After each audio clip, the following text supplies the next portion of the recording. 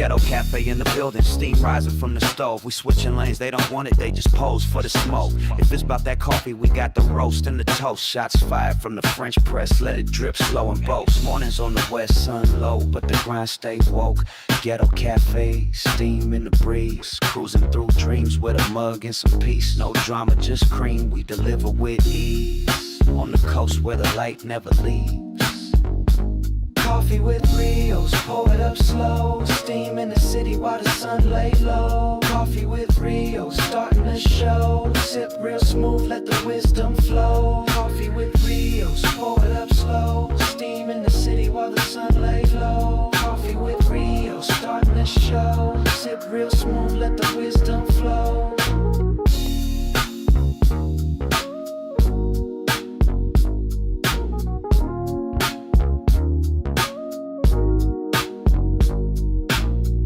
No drama, just cream, we deliver with ease. On the coast where the light never leaves. Coffee with Rios, pour it up slow. Steam in the city while the sun lay low. Coffee with Rios, starting the show. Sip real smooth, let the wisdom flow.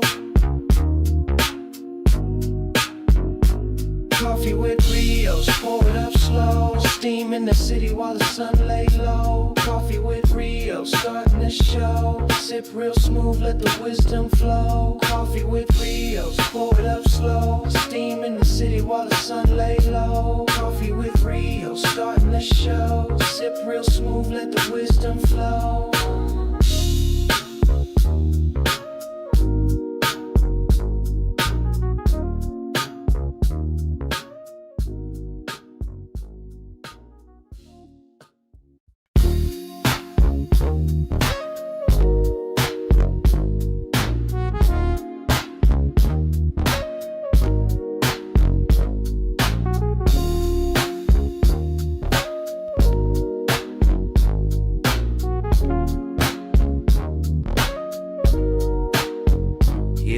Ghetto cafe in the building, steam rising from the stove. We switching lanes, they don't want it, they just pose for the smoke. If it's about that coffee, we got the roast and the toast. Shots fired from the French press, let it drip slow and boast. Mornings on the west, sun low, but the grind stay woke.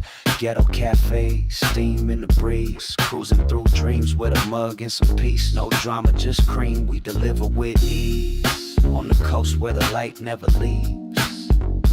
Coffee with Rios, pour it up slow. Steam in the city while the sun lay low. Coffee with Rios, starting the show. Sip real smooth, let the wisdom flow. Coffee with Rios, pour it up slow. Steam in the city while the sun lay low. Coffee with Rios, starting the show. Sip real smooth, let the wisdom flow.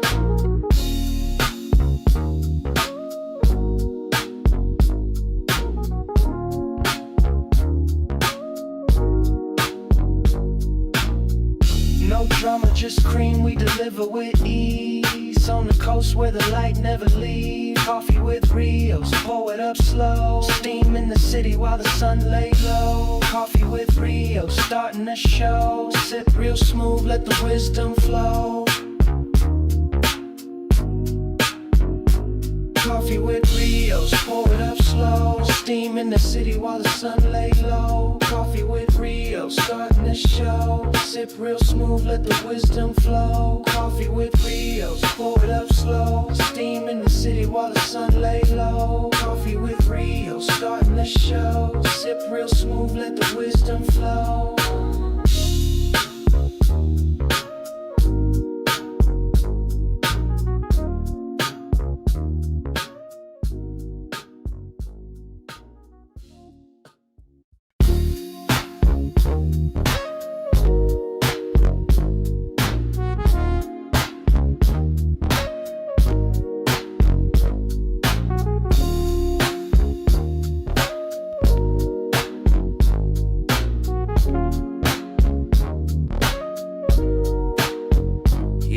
Ghetto cafe in the building, steam rising from the stove. We switching lanes, they don't want it, they just pose for the smoke. If it's about that coffee, we got the roast and the toast. Shots fired from the French press, let it drip slow and boast. Mornings on the west, sun low, but the grind stay woke.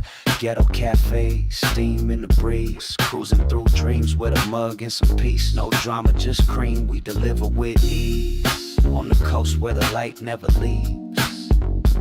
Coffee with Rios, pour it up slow. Steam in the city while the sun lay low. Coffee with Rios, starting the show. Sip real smooth, let the wisdom flow. Coffee with Rios, pour it up slow. Steam in the city while the sun lay low. Coffee with Rios, starting the show. Sip real smooth, let the wisdom flow.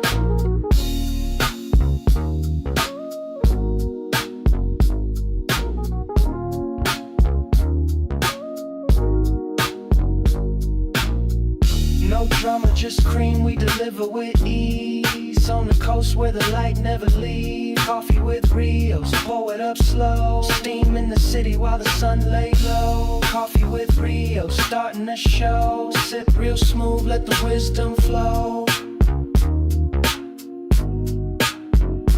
Coffee with Rios, pour it up slow. Steam in the city while the sun lay low. Coffee with Rios, starting the show. Sip real smooth, let the wisdom flow. Coffee with Rios, pour it up slow. Steam in the city while the sun lay low. Coffee with Rios, starting the show. Sip real smooth, let the wisdom flow.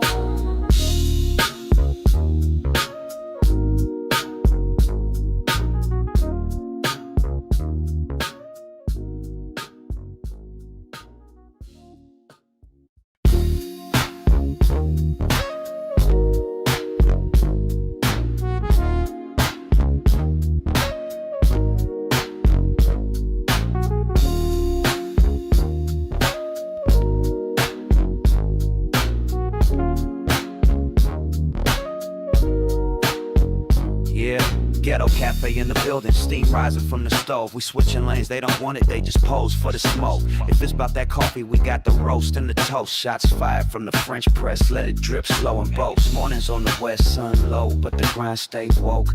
Ghetto cafe, steam in the breeze. Cruising through dreams with a mug and some peace. No drama, just cream, we deliver with ease. On the coast where the light never leaves.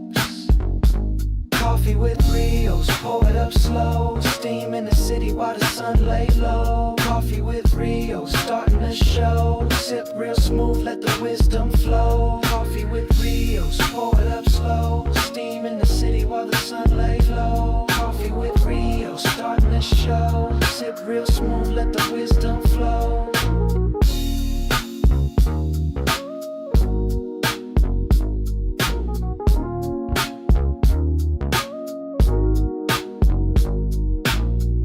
No drama, just cream, we deliver with ease. On the coast where the light never leaves. Coffee with Rios, pour it up slow. Steam in the city while the sun lay low. Coffee with Rios, starting the show. Sip real smooth, let the wisdom flow. Coffee with Rios, pour it up slow. Steam in the city while the sun lay low. Coffee with Rios, starting the show. Sip real smooth, let the wisdom flow. Coffee with Rios, pour it up slow. Steam in the city while the sun lay low. Coffee with Rios, starting the show. Sip real smooth, let the wisdom flow.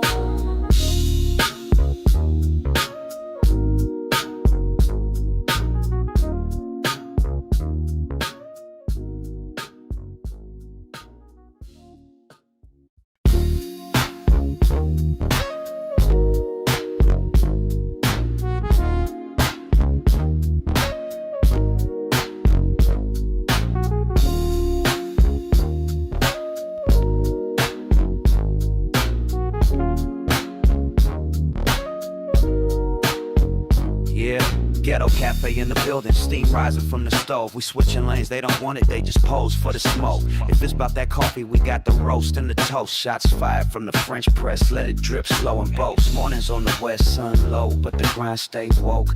Ghetto cafe, steam in the breeze. Cruising through dreams with a mug and some peace. No drama, just cream, we deliver with ease. On the coast where the light never leaves.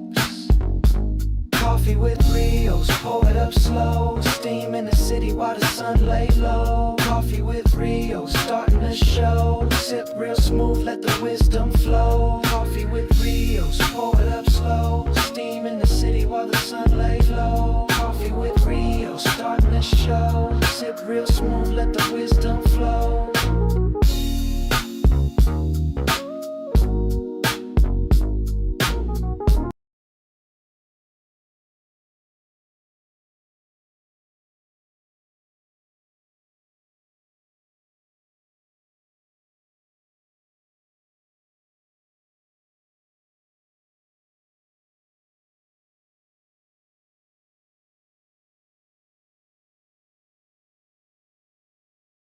Muted. I know now I was muted. My bad. Good morning, man. This is the Wake Up Show, Coffee with Rios, #1 morning show in the whole wide world. Craig, yes, I was muted. I know. My bad. You know, I'm old. My brain be slipping sometimes, man. Cut me a break. Give me a break. What up, Ghetto Cafe? How y'all doing this morning? What's going on with my good people at the Ghetto Cafe, the coffee crew, the early morning crew? Up and at it. Always up and at it, ready to get active. Got to get active. Now I got to get active. Westside Hat Company. Shout out to them. Westside Hat Company everywhere. We everywhere. Shout out to y'all, man. What's on y'all mind? It's Thursday. One more day till Friday. We're almost there. We're almost to the weekend. How's your week been treating you so far? How's everybody doing? I'm excited. Super late today. My computer had a software update that was taking forever and trying to attach phones and this and that, all kind of stuff.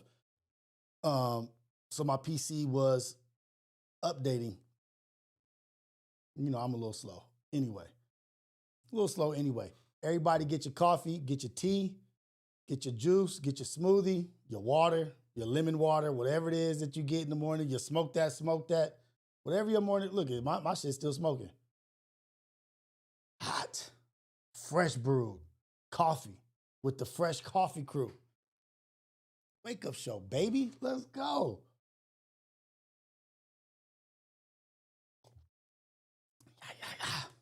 Woo. What's happening?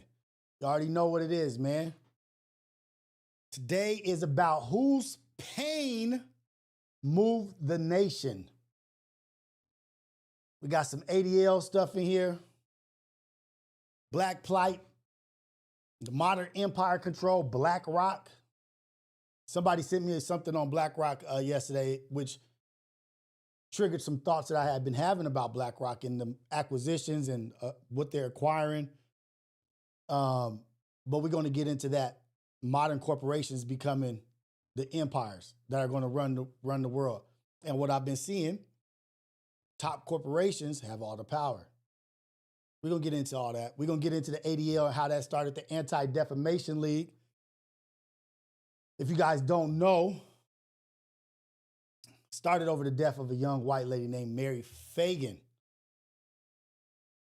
And Leo Frank, the accuser, not the accuser, the accused, Jewish man, found guilty, was later lynched because a mob broke into the prison where he was being held. And that's when the Anti-Defamation League was started. You ask me, how many lynchings had there been up until then? Oh, approximately from 1880 to 1950, there had been about 4,500 lynchings of black women, children, and black men. But the one prominent lighter complexion that was accused of unaliving a young lady was hung. Now the Anti-Defamation League, because it looked bad on a certain group of people.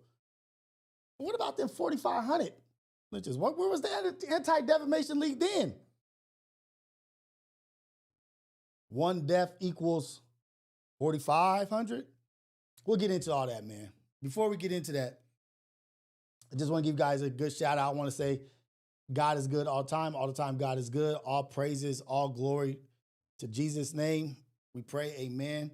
Everything we do, man, we're out here trying to be positive. We're trying to push a positive message, trying to be up to date on things, trying to open our eyes, not be blind to things that are happening, not be puppets, letting the puppeteers just guide us in whatever direction they want to move us, because these corporations are working against us. The big money is working against the little money. Let's look at it like that. Let's think about it as that. Big money working against little money. Big bank affecting little bank. So they are working. They are putting in work. They're putting in energy to keep us where we at. Growth for us is not really in their outlook. AI, all this stuff is all Capitalism, pushing capitalism, less labor, less human involvement, more money for the guy at the top. Oh, I ain't got to hire nobody. I ain't got to have human resources. I ain't got to have payroll. I ain't got to have this. Oh, and if I add AI to this job, this girl becomes more productive. Say she's 10 times more productive. That means 10 less jobs. Shout out to Sexy Nay. Shout out Isaiah. I see you, Sickle Cell Soldier.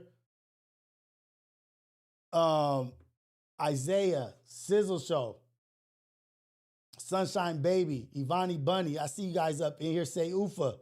We up in here. Ohio Ties. Let's go. Kevin Finley, SBLBC. We're going to talk about some stuff today. Stuff that is on my mind. Stuff that I think is food for us to think about. Food for thought. To get our minds going. Do you feel me? Do you understand me? Good people.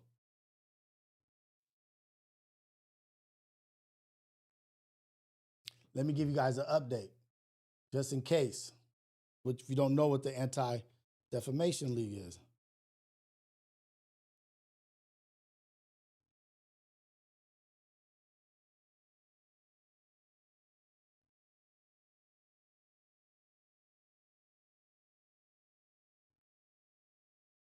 Anti-Defamation League, formerly known as the Anti-Defamation League of Benai Birth, is a New York-based international non-governmental organization that was founded to combat anti-Semitism and as well as other forms of bigotry and discrimination. But its foremost and priority was anti-Semitism. And a famous case of Mary Fagan. A young 13-year-old girl was essayed and unalived. Found guilty was Leo Frank. Being placed at the scene was Jim Conley, a black janitor, who said that Leo Frank, the Jewish man, did what he did. So back in the day in 1913 in Atlanta, Georgia, Jim Crow era, it was going up. Because guess who is in that area at that time? You know who's there. You know who's there pointing fingers and ready to just get active. Jim Crow era. Crazy ass white people. Ignorant ass white people. Ready to throw anybody on the bus, ready to get active at any time. So they got the two people they hate the most. The two people they can't stand, black, Jewish. And they pit black and Jewish people against each other. And so Leo Frank became the face. Leo Frank basically was Leo Epstein. Call him Leo Epstein. He was the first Jeffrey, not the first, but he was a Jeffrey Epstein PDF unaliver. And his face was the face of PDF. They didn't like that. That group, that organization, that group of people didn't like that was the face of PDF. That was being the face that was blasted in newspapers. No, we can't be the face. We can't be this. We can't. We just got out of some crazy shit. They about to start that shit up again against us here.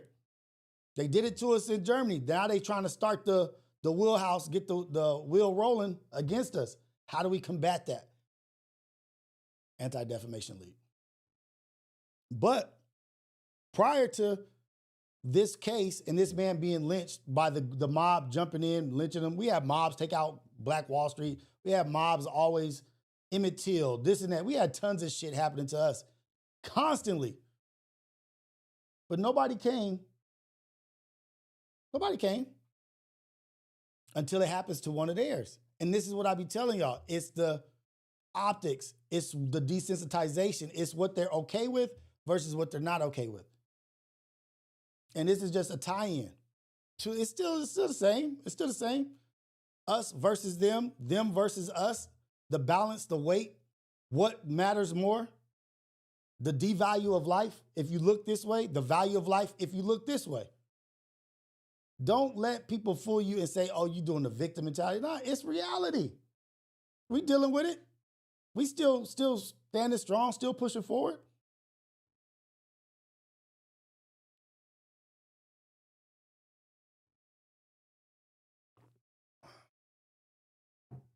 So Leo Frank was the factory superintendent where the body was found, and Conley was a janitor at this building. Jim Conley was a janitor, black janitor. Leo Frank was a Jewish superintendent at the factory.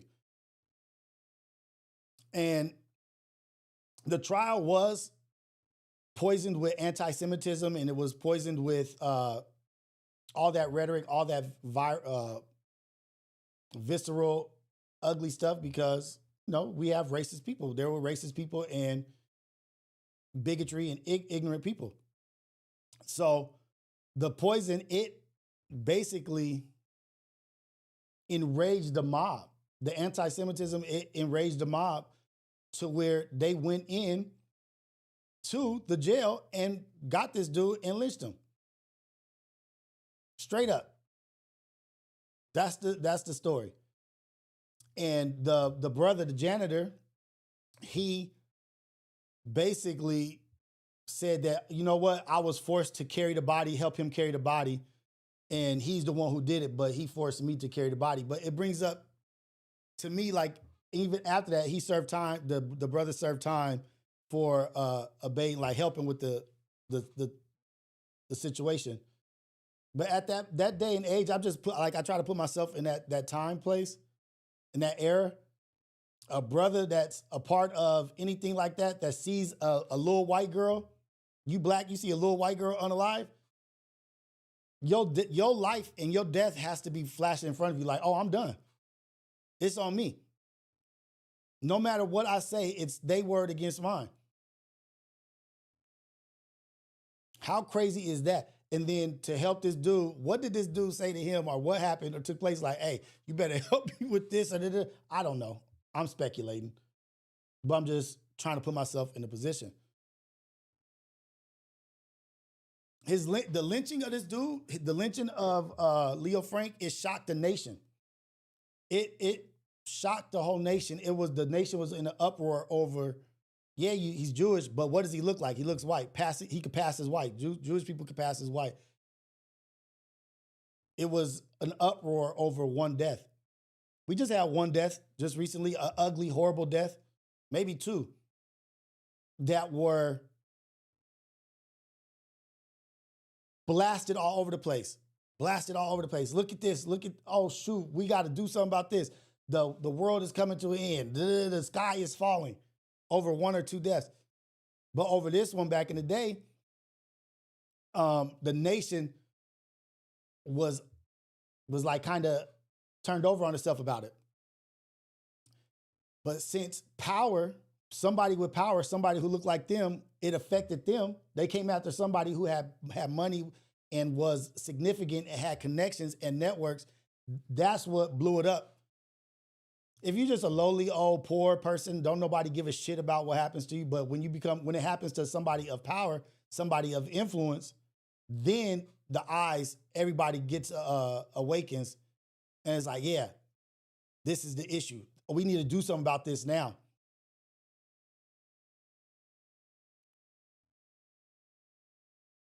Close enough to power. You can just be close enough to power. You don't even have to be powerful. You just have to be close enough to power or look like power. Look similar to somebody who has power. And it makes an effect on the whole, all of them.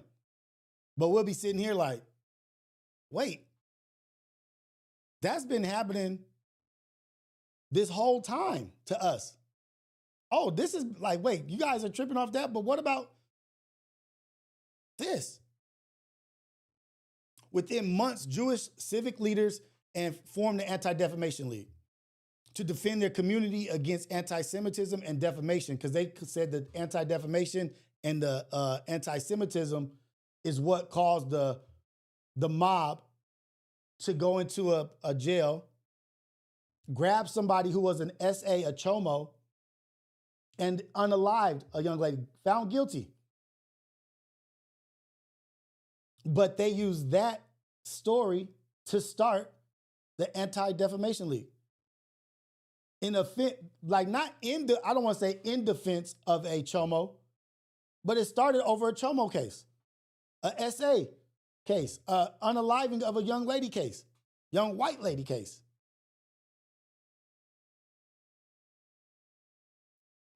Trip off that. But then it makes you think like, shit, okay, at that time, 1913, thousands of black men had been lynched, mutilated, burned alive, without trials, without even being found guilty, without outrage, without organizations, without people come and say, oh, this is disgusting, this is wrong, we shouldn't do this, this is not humane. I could be doing a little bit of exaggeration when I say one lynching versus 45 lynchings. That one lynching had more power than the 4,500 lynchings of people that look like you, look like me, look like us. Black men, black children. We're not even talking about the ones that was thrown to the alligators. We're not even talking about the alligator babies.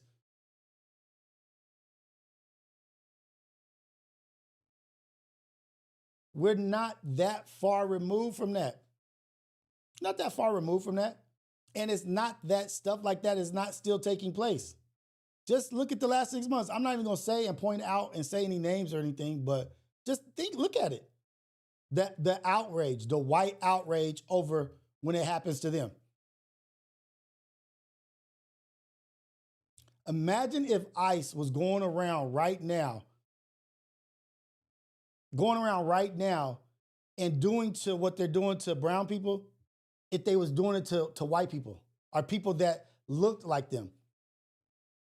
Not American, but just looked like them. Imagine if it was on the news right now, white babies being zip tied, white babies being taken from schools, white people going to court for their shit and them getting arrested and people not knowing where they are. Imagine if there was Alcatraz was filled with 1,400 white people. Swedish, Belgium, whatever, European, just whatever, South African white people. Imagine if Alcatraz was filled with white people.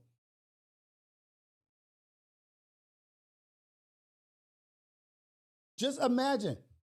Just imagine if Alcatraz was filled with a quarter of the people was white.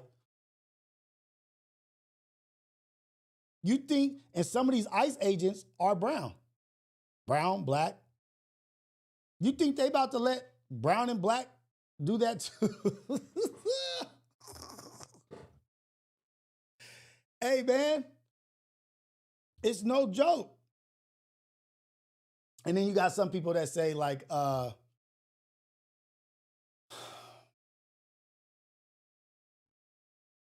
Leo Frank was not guilty or he was not this, and it was Conley and this and that. Like, who knows?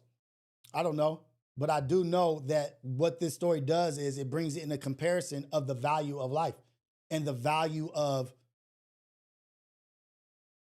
white fear, white outrage versus us. Shut up. You playing victim. Shut up, victim. You acting like a victim. What are you complaining about? Shut up. Victim mentality. What up, Ghetto Cafe? What's happening?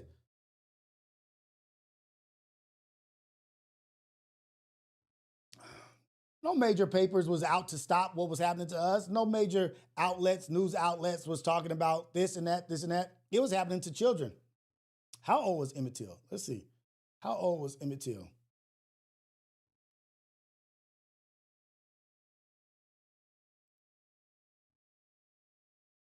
Emmett Till was 14 years old when he was abducted and lynched in Mississippi in 1955 after being accused of offending a woman.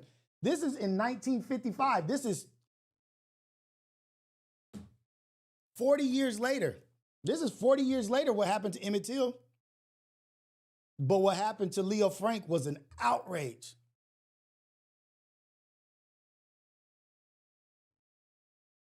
That's how much the signaling that and the optics and what was the quiet rumors of the devalue of life, of our life versus them. That even 40 years later, they're like, yeah, we'll go snatch this dude up, drag him with a truck, abducting a little kid and still get rid of him. Don't forget. Don't forget. You get constant reminders all the time. Don't forget. And I'm not saying everybody. I'm not saying all these people, all this. I don't want to generalize and say everybody is this, everybody's that, because that's not true.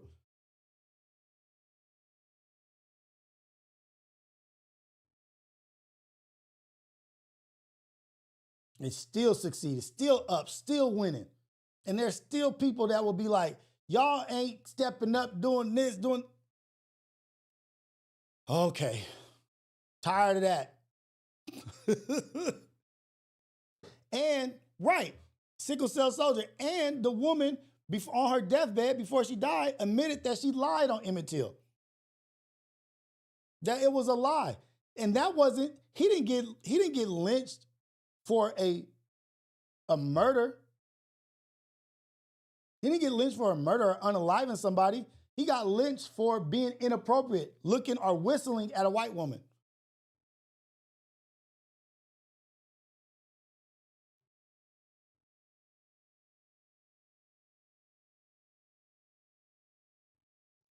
Emmett Till, 14-year-old boy, was unalived because teasing and whistling, from what she said, at a white store clerk, Carolyn Bryant, by a 14-year-old boy, caused so much outrage that he was brutally unalived by her husband and his half-brother over a lie.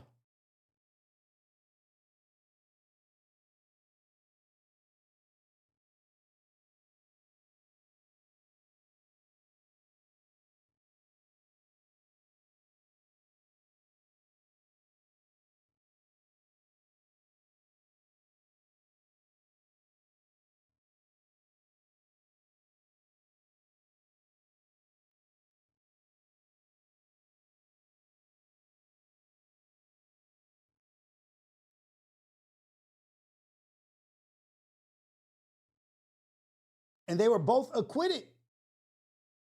They were both acquitted. Popped him in the head,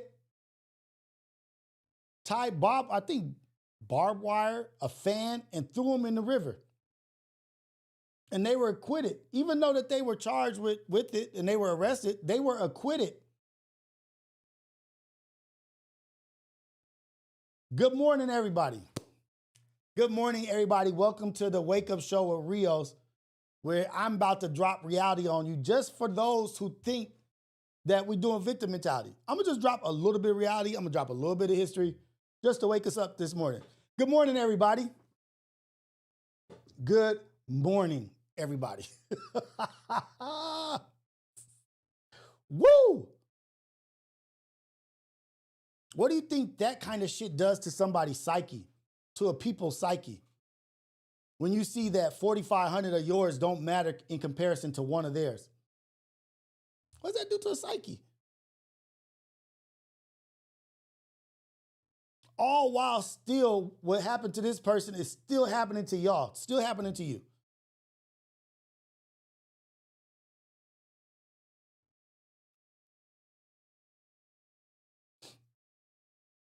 And this is not the contrast is not about blaming one community, blaming this person, pointing finger there, pointing the finger there.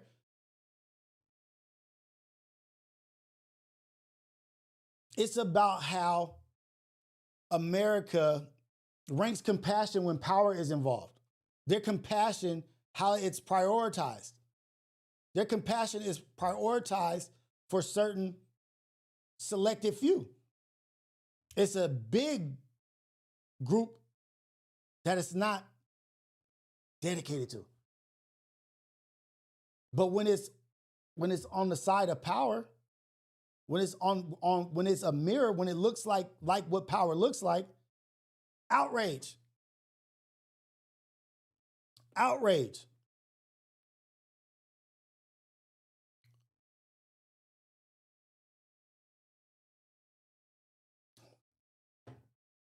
When power bleeds, institutions rise. When powerless bleed, what rises? Excuses.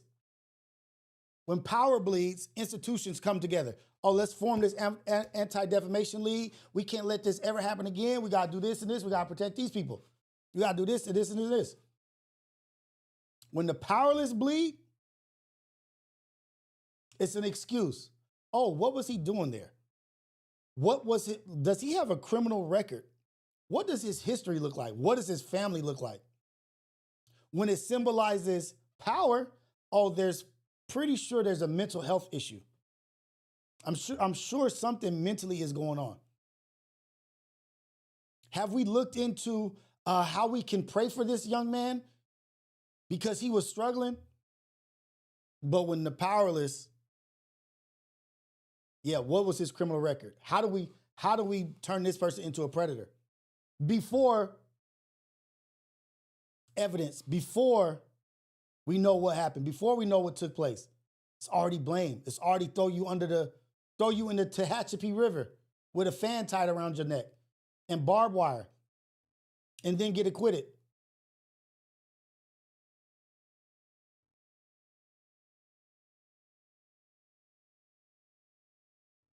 ZG, that's what I'm talking about. That's what I'm talking about. Look at how stupid ZG is. And this is what I mean, you guys. This is exactly what I mean.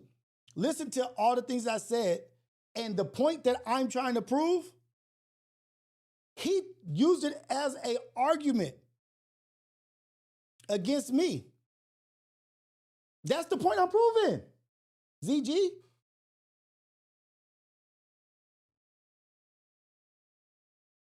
I think I read that wrong. Sorry, ZG. Sorry, ZG. That's what I'm talking about. Look at the outrage over that lady. The outrage. Look at if that's you, if you're the one that's in here outraged over that, think about it. Think about your outrage over that. That is not something that is a rare occurrence to us. It's just rare that it happened to a Ukrainian. It's not a rare occurrence. People are murdered every day. It just doesn't look like power. It doesn't look like y'all, what you see innocence as. Oh, this poor angel. Yeah, that was a horrible thing. Had that been a fat, unattractive black lady, there would be no outrage. There would be no outrage from the other side. There it is. That's that black on black crime. That's just how that's their culture. That's their culture. That's just what they do. But because it's innocence, it looks like power, it's an outrage. And that's my point. If you were saying that's the point, my bad. If that's what you were saying, that's what I'm saying. I might have read that wrong.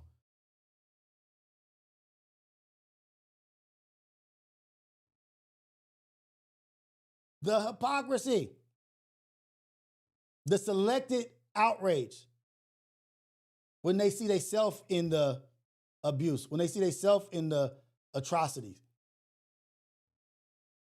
All over the news. 2 weeks later, all over the news. Got the president talking about it. Got this person talking about it. But that's what this Leo Frank shit is. Oh, turn on Bluetooth. Thank you, Nay.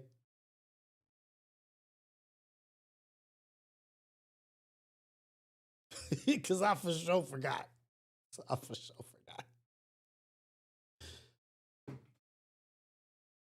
When power bleeds, institutions rise. When the powerless bleed, excuses rise. Excuses. Oh, well, it's just black on black crime. Oh, they just don't like each other. Oh, that's their culture. That's their culture. That's just what they do. Still today, the same pattern repeats itself.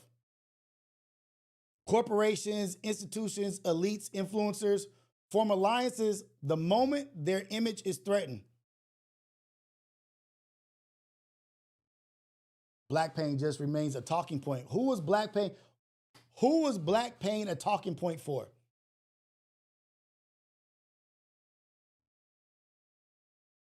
Instead of policy priority, who was it a talking point for?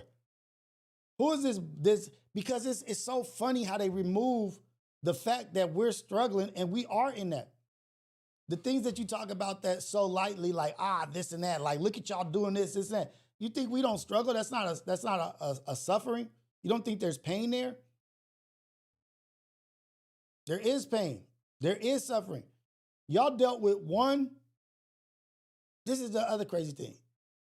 Charlie Kirk passing away. They dealt with one death. And they act like the world ended. The world ended when that happened.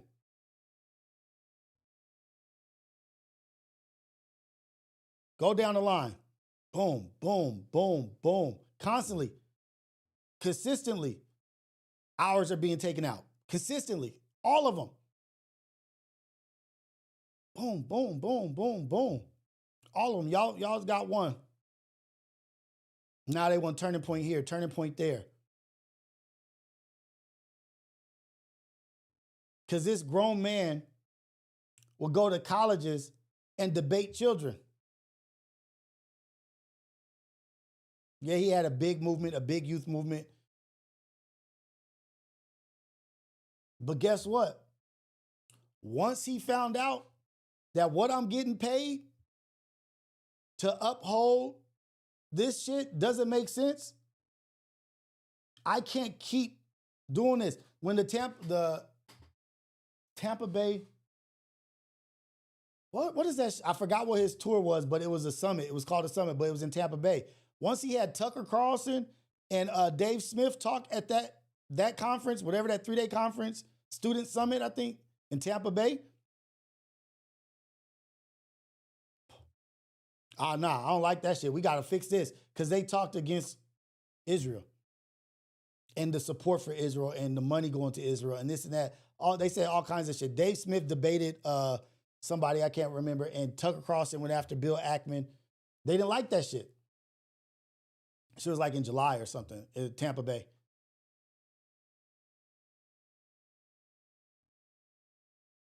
It's like, I cannot in my right mind support what's going on anymore. Been getting paid buku money by them, but then woke up, was like, I can't do this no more. And then he started getting threats and started getting, hey, you can't do this. We need to have you come over here. We need to have a meeting. We need to do we need to reprogram you. We need you to come out here, come out here and worship. Come over here. We got to reprogram your ass, because you're losing sight of what the goal is.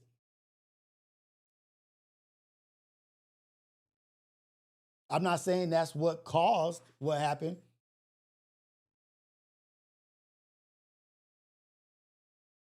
But his whole thing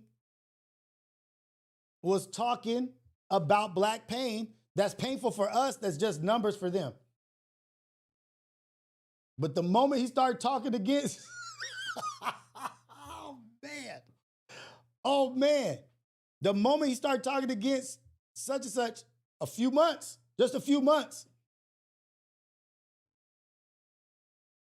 made his whole career based off down talking, saying this black women don't have the cognitive ability to do this, and black pilots are DI hires. What about the Tuskegee Airmen?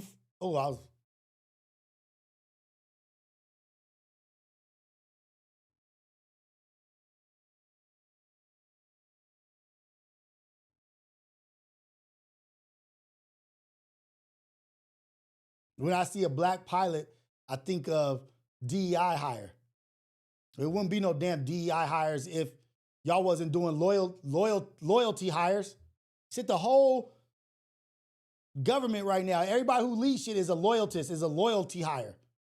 Just because you a friend, because you know somebody. You got Cash Patel, Pete Hegseth.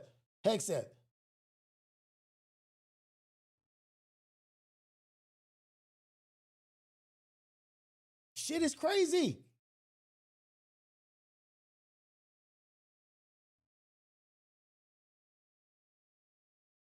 Shit is crazy.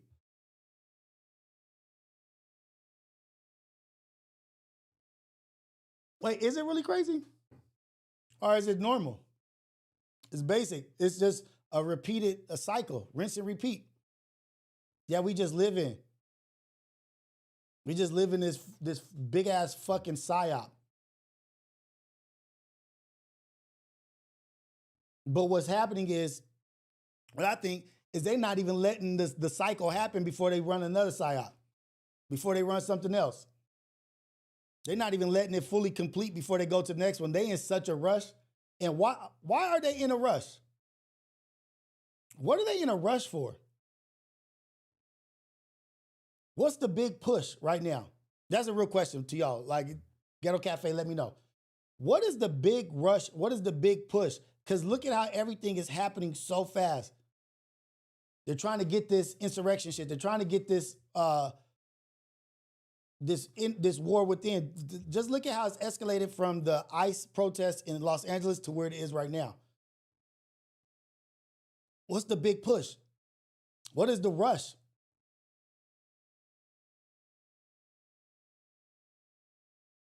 Is the rush before this Epstein file shit comes out?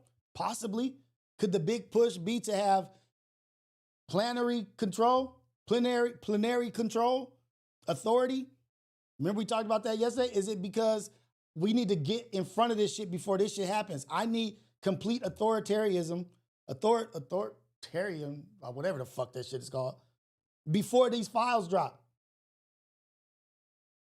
Before we lose our Pam Bondi, our Cash Patel, our Pete Hex, before that shit gets out of control, before that shit hits and we lose our people in position, we need to get this shit rolling. Is that what it is? I don't know. I'm just throwing shit out there.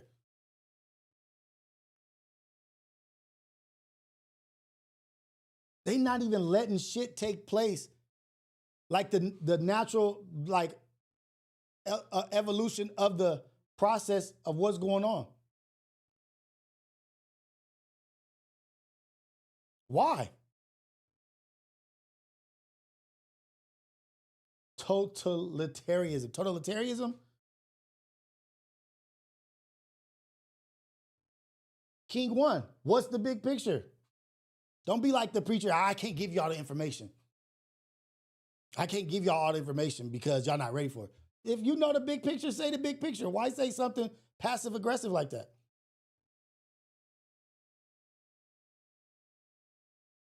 What's the big picture that I know? Tell me, what's the big picture that I know? What up, Cali Bags, Visionary Star, man? Send it up, Save. Where is...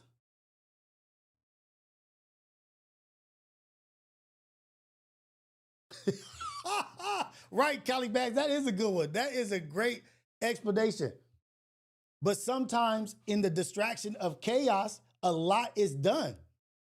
And that fool Trump said some shit too. He said, oh, they want to shut down the government? Well, shit, that's going to work for me because now I can shut down some of the shit I've been wanting to shut down. Sometimes the chaos could be the distraction. And they doing all kinds of shit behind closed doors. But what the fuck is the rush?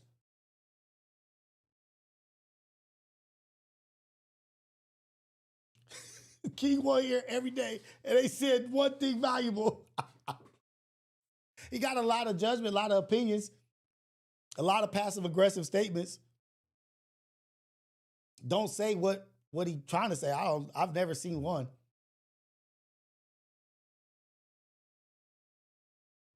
Give you permission on the Discord so I can spit my game? What do you mean? Give you permission? What do you mean?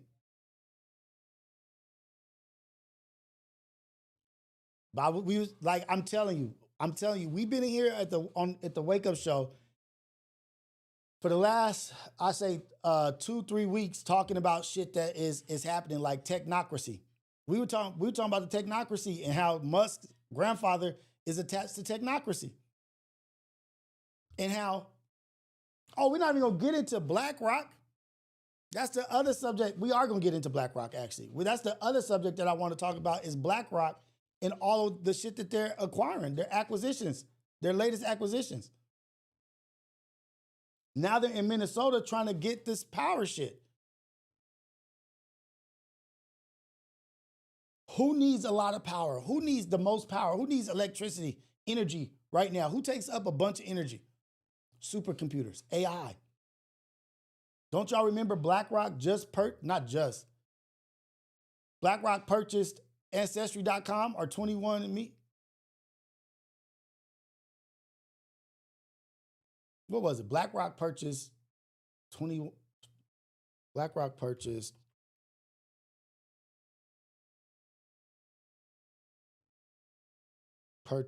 Ancestry.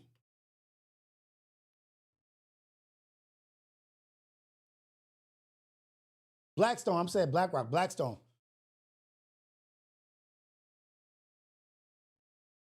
Blackstone purchases acquisition of Ancestry.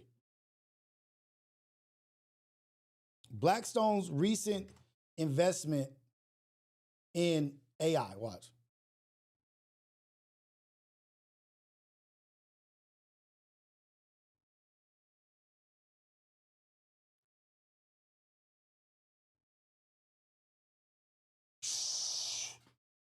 Just so y'all know, I'm not just making shit up. Blackstone plans to invest $25 billion in American data centers and energy generation to drive AI innovation. Why it matters. AI capability demands massive investments in data processing capability, which requires significant electricity.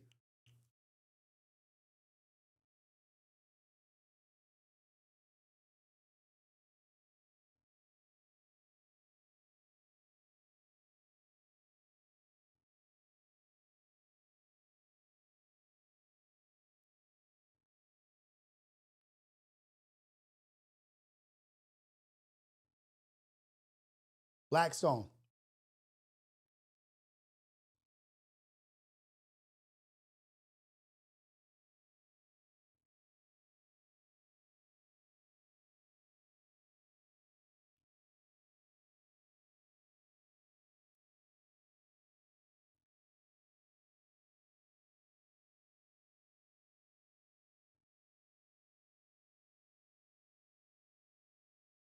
BlackRock and Blackstone. Well, BlackRock is inside of Blackstone. BlackRock is inside of Blackstone. BlackRock and Blackstone. Blackstone was founded in 1985 as a mergers and acquisition advisory. Let me see. BlackRock, Minnesota. Somebody sent me something on this just recently.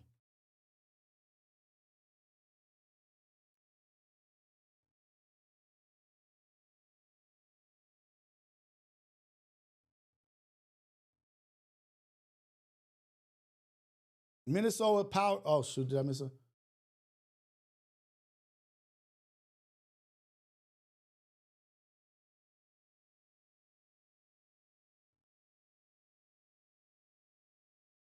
This power plant is at the center of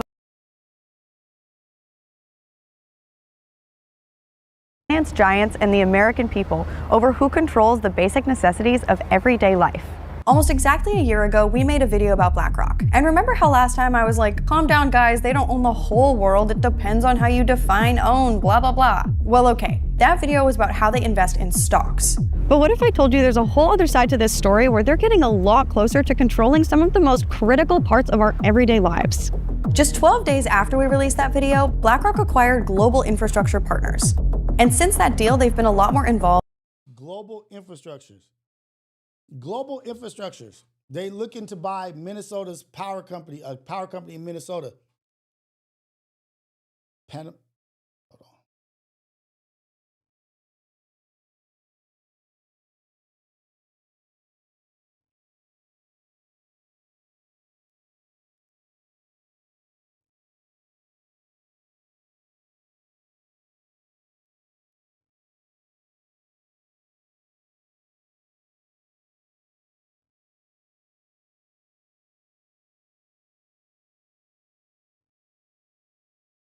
Jesus. I was just looking up the Panama Canal and BlackRock in the Panama Canal.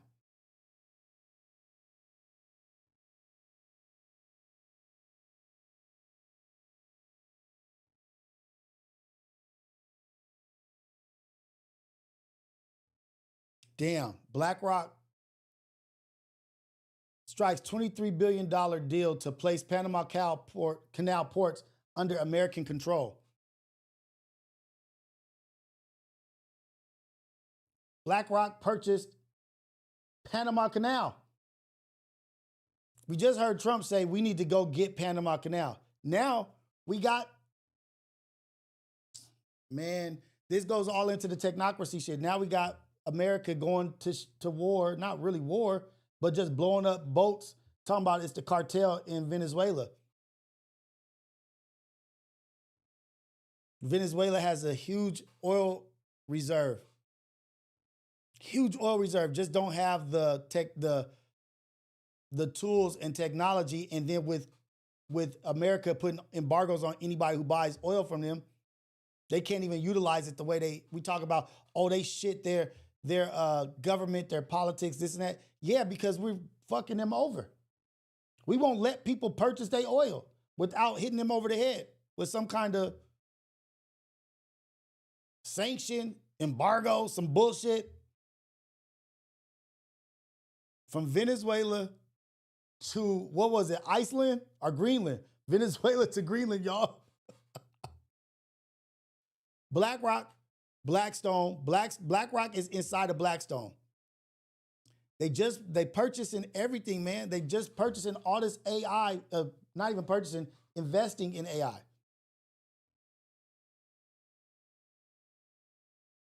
And guess who BlackRock has 5% of? Or Blackstone, BlackRock, whatever. Blackstone, say Blackstones. Blackstone has 5% control, 5% shareholder in Oracle. And Oracle is purchasing TikTok.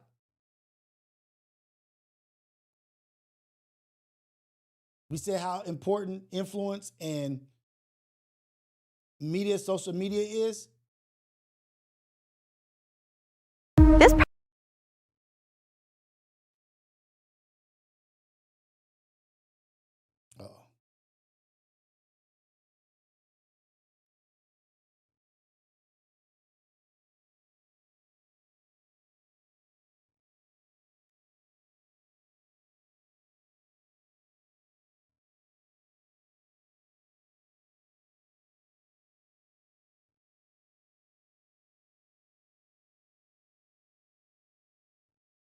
We're here today because we believe that America's destiny is to dominate every industry and be the first in every technology.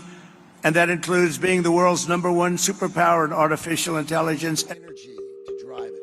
And that's why he campaigned on drill, baby, drill, because we need.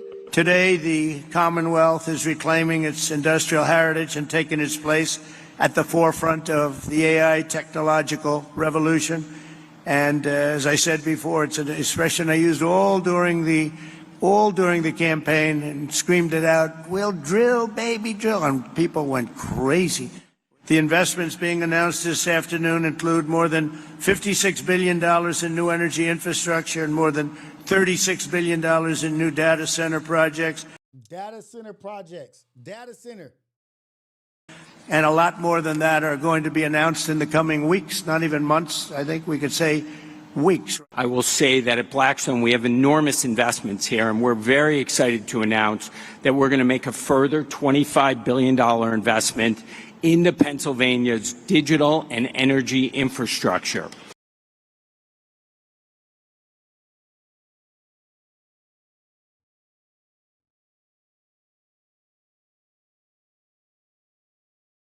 Yep. On behalf of Google, I'm very pleased to be here in Pittsburgh to announce that Google is investing more than $25 billion in data centers and AI infrastructure across the states in this critical PJM region over the next 2 years. So look, Ohio ties, this is my thought on that. I'm never going to say Blackstone and BlackRock are not together ever, because what does staying together, is it more valuable to stay together or to split apart from being a conglomerate? Like, hey, let's split our purchasing power. Let's, on paper, this is what I think, like on paper, all our filings, let's separate. Let's separate so that we can do and acquire what we want to acquire without it looking like it's a monopoly or a self-interest type deal. Like you go over there, you guys do your thing, but we have the same outlook and the same purpose, same mission. Yeah, we have to separate. We need to separate to be more powerful. We need to go over here. We need to go over here, but we still both have the same purpose.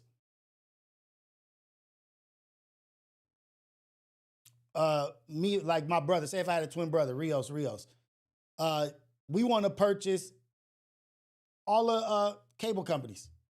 Well, you can't do that because then you'll control all the media, or you'll control all of cable networking or whatever.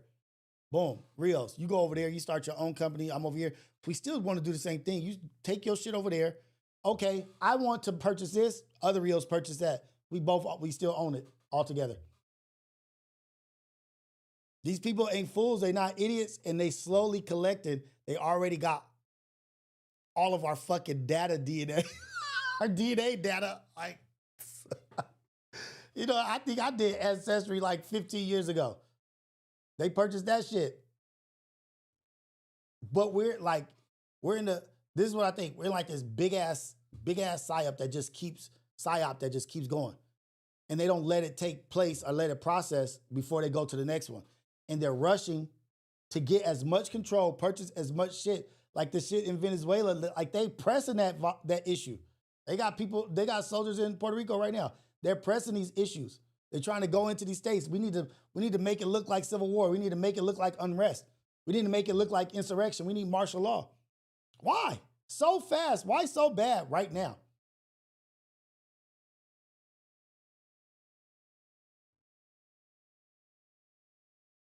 This peace deal with Gaza,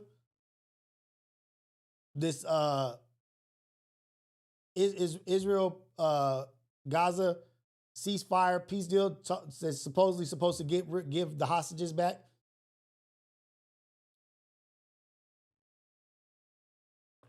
When does the Nobel Peace Prize get announced?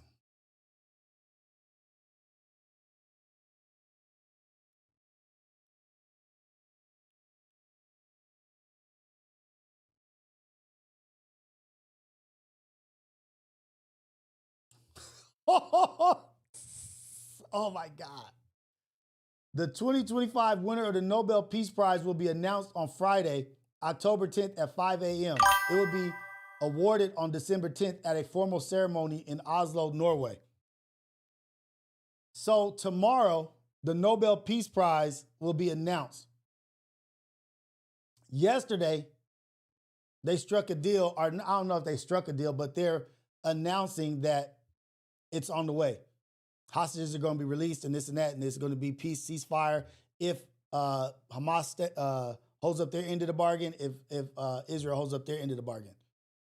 Who's going to say, I helped barter that, I helped this deal come through? We already know the art of the deal, master, Trump.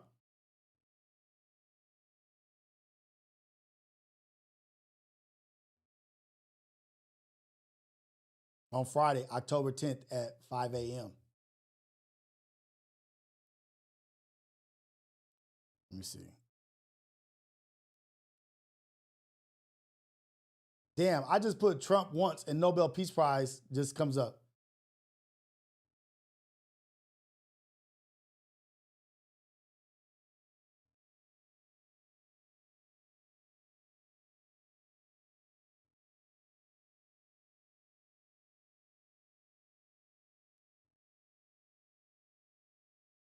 Benjamin Netanyahu remarks comes hours after Donald Trump announced that Israel and Hamas signed off on a phase 1 of Gaza's ceasefire plan. I told y'all, man, this shit is easy to read.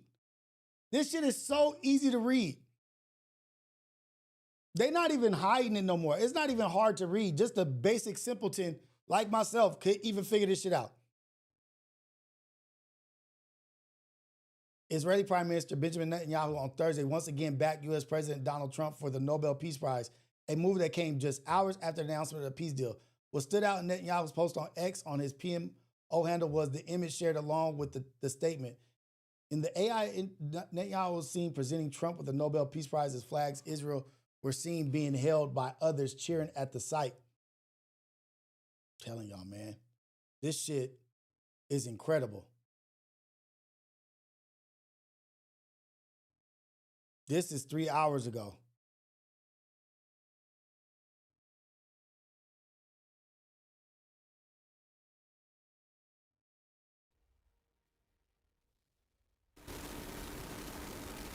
Now, as we continue to monitor that potential ceasefire between Israel and Hamas, we'll turn to a story that's arguably not unrelated. Tomorrow, the winner of the 2025 Nobel Peace Prize is going to be announced in Norway, and among the nominees, of course, President Donald Trump. Now, he's made it absolutely no secret that he wants the honour, saying, in fact, that it would be a big insult if he were not to receive it. My colleague Mark Lowen has this report from Oslo. Everyone says that I should get the Nobel Peace Prize for each one of these achievements. The letter I sent to the Nobel Prize Committee, it's Look at BB. nominating you for the Peace Prize, which is well deserved. Will you get the Nobel Prize? Absolutely not. They'll give it to some guy that didn't do a damn thing. His crusade for the prize echoes through the corridors of its Norwegian gatekeepers. In the peace of Oslo, far from the noise in Washington, we've got an unprecedented glimpse behind the scenes. Let me take you inside here. This is... How do you get the Nobel Peace Prize if you're stating that your country is in an insurrection and you're fighting to have National Guards go into all these blue states, go into these blue states? And how do you get the Nobel Peace Prize? How do you even get considered when your own homeland, your own place is what you consider war ravaged in cities in your own place, in your own country? You're saying Portland is war ravaged. You're fighting to get National Guard in there. What? the room where it happens, where the Norwegian Nobel Committee meet every year to decide who gets the world's most prestigious award, the Nobel Peace Prize. Never before has the committee disclosed when they hold their final deliberations, and never have they allowed journalists into the final talks until now. Enter the Guardians of Nobel, public figures in Norway appointed by its parliament, preparing for their momentous decision. Watched over by the award's founder, Alfred Nobel, and the winners since 1901, the past and the present are on their minds. To have that campaign, the pressure and the media attention isn't really something new for the Norwegian Nobel Committee. However, of course, we noticed that there are a lot of media attention, particularly this year. How is that seen by? Hey, this fool wins the Nobel Peace Prize. If I'm already saying he's going to win that shit. He's going to win that shit. Remember what he was talking about? He's like, how come we don't get more immigrants from Norway?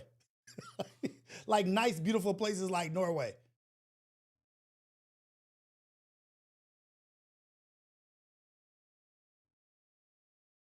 They give him the Ohio, I agree with you. But let me tell you how empowered, and for the argument's sake of those people that are support him, the support will never end. They will blindly do whatever it takes.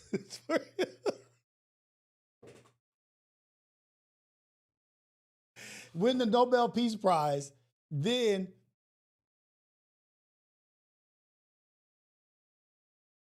stoke the flames and fires of civil war in your own country. Oh man, crazy freaking times, Ivani. Like, it's so funny. It's just blatant now. It's just right in front of our face. The committee. I think we feel that the world is listening and the world is discussing. And discussing how we can actually achieve peace is a good thing. And then we have to stay strong, and we have to stay principled in our choices. We have these three criteria. Peace is prized here, but so is secrecy, and as deliberation. For years, he has reeled off a list of the 7 wars he has claimed to solve in speeches and press conferences. He was riled by the fact that Barack Obama won just months into his first term. And he has been pushing, I mean, there are even reports in the Norwegian media that he called Jens Stoltenberg, the Norwegian finance minister and ex-head of NATO, over the phone to try to lobby for it, which is something beyond the power of any politician to influence, because the committee fiercely guards its independence. But there's an important point here, which is that the nominations for this year closed at the end of January, which was the month that he returned to office for his second term. So even though it appears that peace is on the cards in Gaza, it would be too late for this year. Is he hoping that maybe the committee might make a last-minute change? That would be unprecedented. But as you heard there in my report, maybe it could make him a candidate for next year. It's a big joke. The award is a big joke. Yeah, to us, it's a big joke. Why the hell do you think he's fighting that hard for that shit? It's a big joke because it doesn't matter to us. No power, no influence, no nothing. We ain't got shit. We everywhere and got nothing. It's a joke to us. It's formalities to us. You think that they would be jockeying and doing all that shit if it didn't matter for them?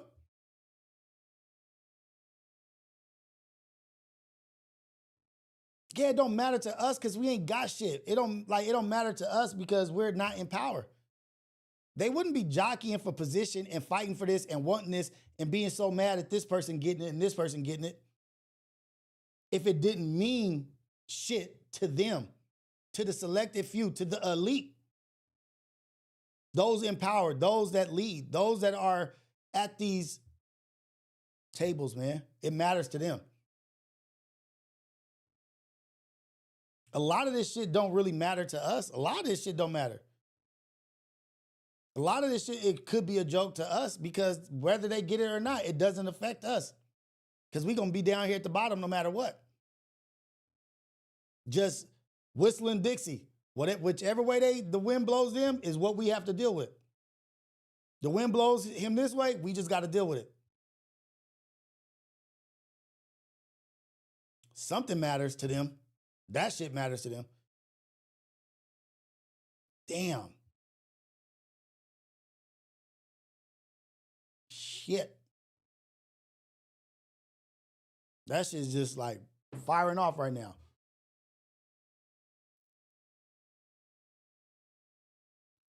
Sorry if I missed your call. My bad, you guys.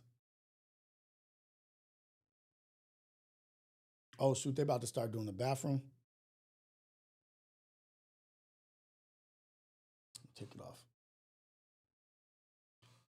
Give us a call. Call in if you got anything to say, if you have anything to share about this, anything. But we moved from the ADL and the forming of ADL versus what had been going on for years to one thing causing a shift for a certain kind of people or a look to BlackRock buying up, trying to take the power from the people of energy companies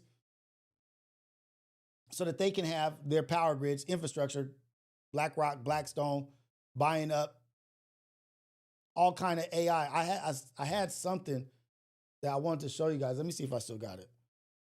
To show the billions that they've invested recently into AI-powered technology.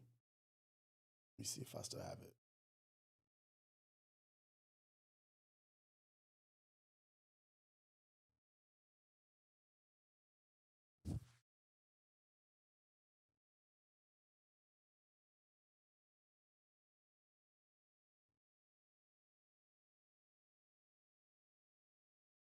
Dang it.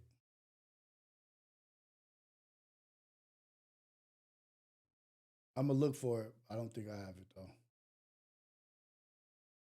But remember what I was talking about yesterday, you guys?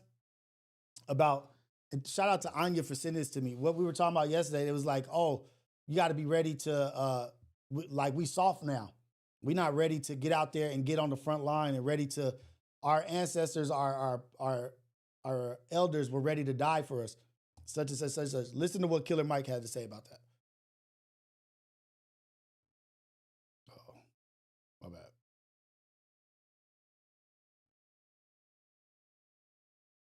Because I know our spirit and our emotions get stirred. I'm not against nobody on the panel. I'm with everybody on the panel. I'm not diametrically opposed to anybody on the panel. I agree with everything my brother said about revolutionaryism. So let me ask you guys a few questions. We're in the South. We're in the heart of the South right now. Who fishes? Who knows how to fish? Hands down. Who knows how to hunt? Less hands. Hands down. Who shoots on a regular basis, meaning once or twice weekly? Hands down. Now you see how many hands? Who farms or grows their own food right now? Hands down. You ain't ready to oppose nothing. You are as a part of this system as any white person gentrified in this city. And you can't tell me I don't know what I'm talking about, because I've lived in this neighborhood long enough to know when 2 out of every 5 yards had a garden in the back. I'm old enough to know when the Muslim community was the strongest security force and their own food force in this community. Black people, I love you, and I love you enough to tell you, you ain't ready to revolt shit. You don't feed yourself. You don't hunt your own animals and slaughter them. You don't prepare your own meat. You don't own your own land. You don't have a seed growing in your window. So when you think about revolutionaryism and you think about fighting and dying in the street, you ain't shit if you can't feed your children. You ain't nothing if you can't teach your children to hunt. I've been hearing this revolutionary talk all my life. All my life, I've been seeing leaders get before me and tell me how much of a strong warrior. And how many of you practice a martial art today? Who practices a martial art today? Now look at the lady who comes up and tries to argue with him. I can imagine she's trying, like, saying, like, "Oh, you're the reason what's wrong with us." No, I'm just pointing out our inadequacies of what we're not working on, what we do. I'm just highlighting what we do need to work on. But look, it aggravated some. That's what I'm saying. We not ready to fight. You say fight back, fight the police. The police are trained to shoot. They're trained in martial combat. We're not. What are we going to do? Now, I'm not saying give up. I'm not saying you can't train yourself. But what I'm saying is, if you're not training every week, if you're not shooting every week, if you're not knowing how to grow your own food, arguing with me and arguing with the police ain't going to do nothing. I have to say this because I know. King won. That's what I was saying yesterday. That's what I was saying yesterday. Ain't nobody even organizing. Ain't nobody even getting no meetings. Ain't nobody even got any plan. You just calling us to action to the front line. What are we going to do when my house is gone? How's my family going to be taken care of when I'm in jail? What's in play? Where are the funds? Where's this? Where's that? Nothing's in play. That's what I was talking about yesterday. And people was disagreeing with me. But are you ready for a revolution? That's some real shit. That's some real talk, real stuff. Like, we got to do the work to even say that we're ready for that.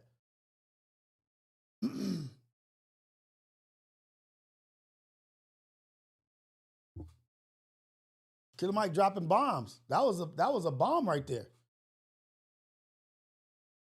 Dropped a good one.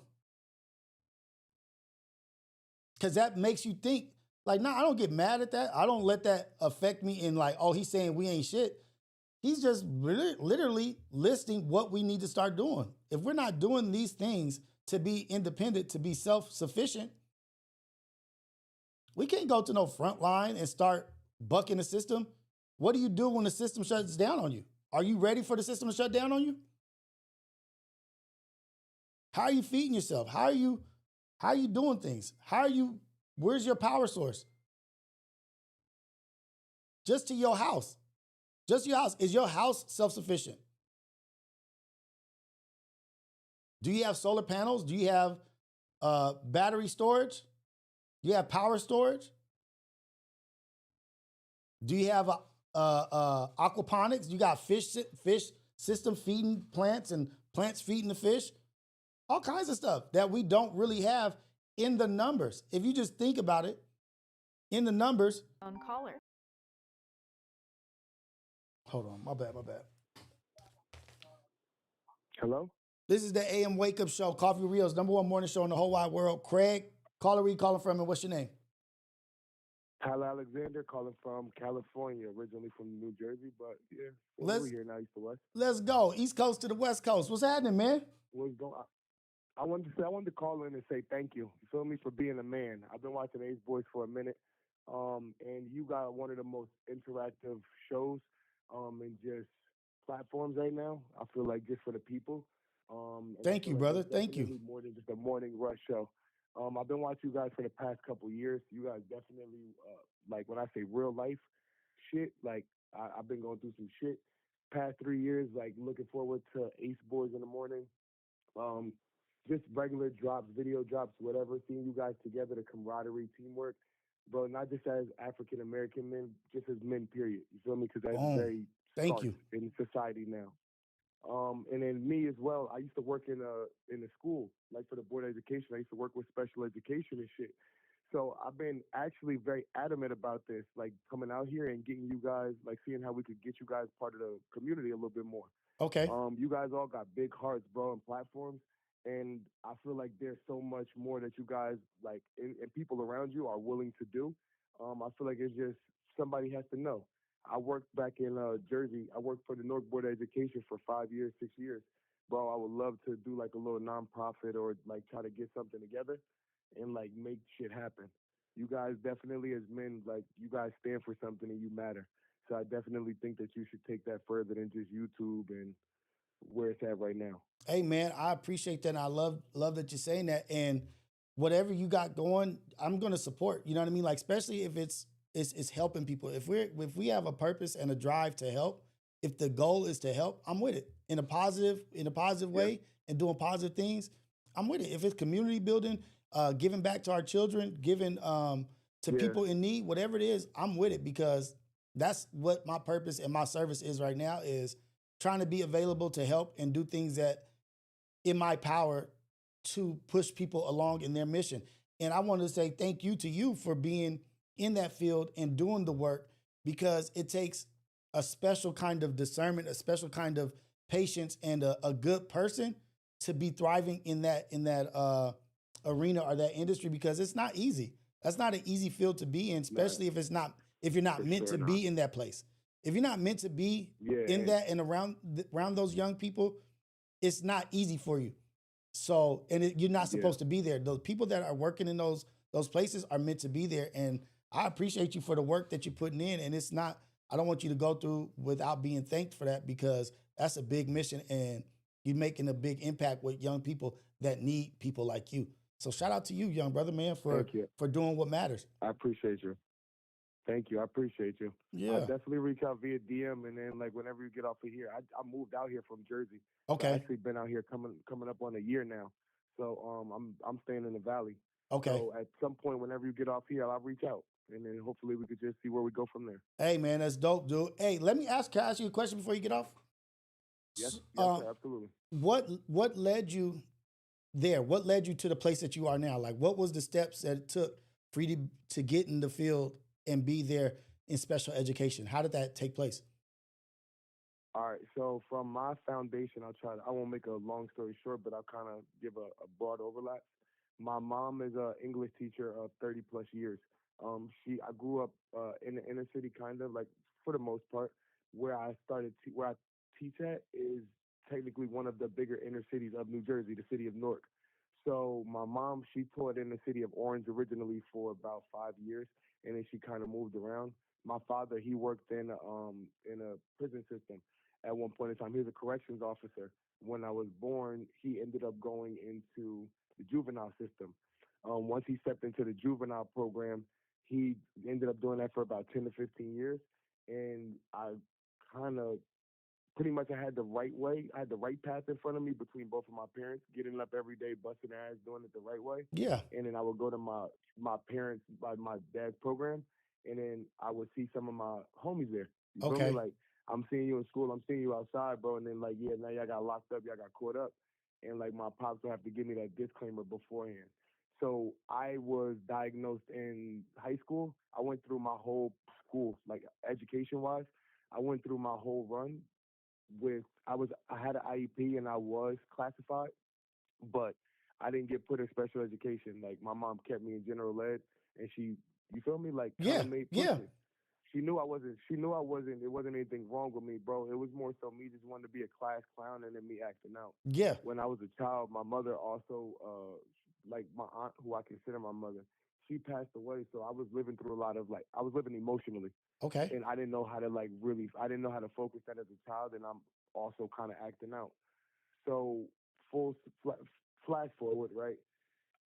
I realized that me being outside after my career and then after all my bullshit and my shenanigans, I kind of had an identity crisis. I'm like, bro, what can I do to give back? Because I'm a very big people person. I'm very big on passing along a smile. I'm very big on just, you feel me, like kind of being selfless to an extent. Yeah. I enjoy making sure the next person is happy. I enjoy making sure the next person is taken care of before I am. And I'm okay with that. It might not be ideal, but that's how my father raised me. You feel me? We're always gonna be taken care of. Damn. I wanted to figure out what I could do as a man, like in the inner city. How can I put my foot down and matter? That's it, dude. I just wanted to figure out how I could matter.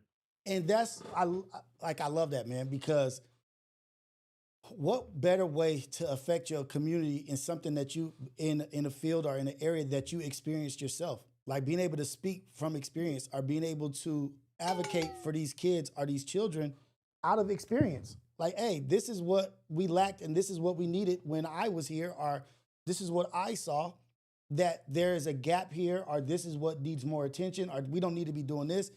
What better way to have an effect than to have to go through something, been through that with the experience and have the wisdom of, this is how I can be better than what was for me.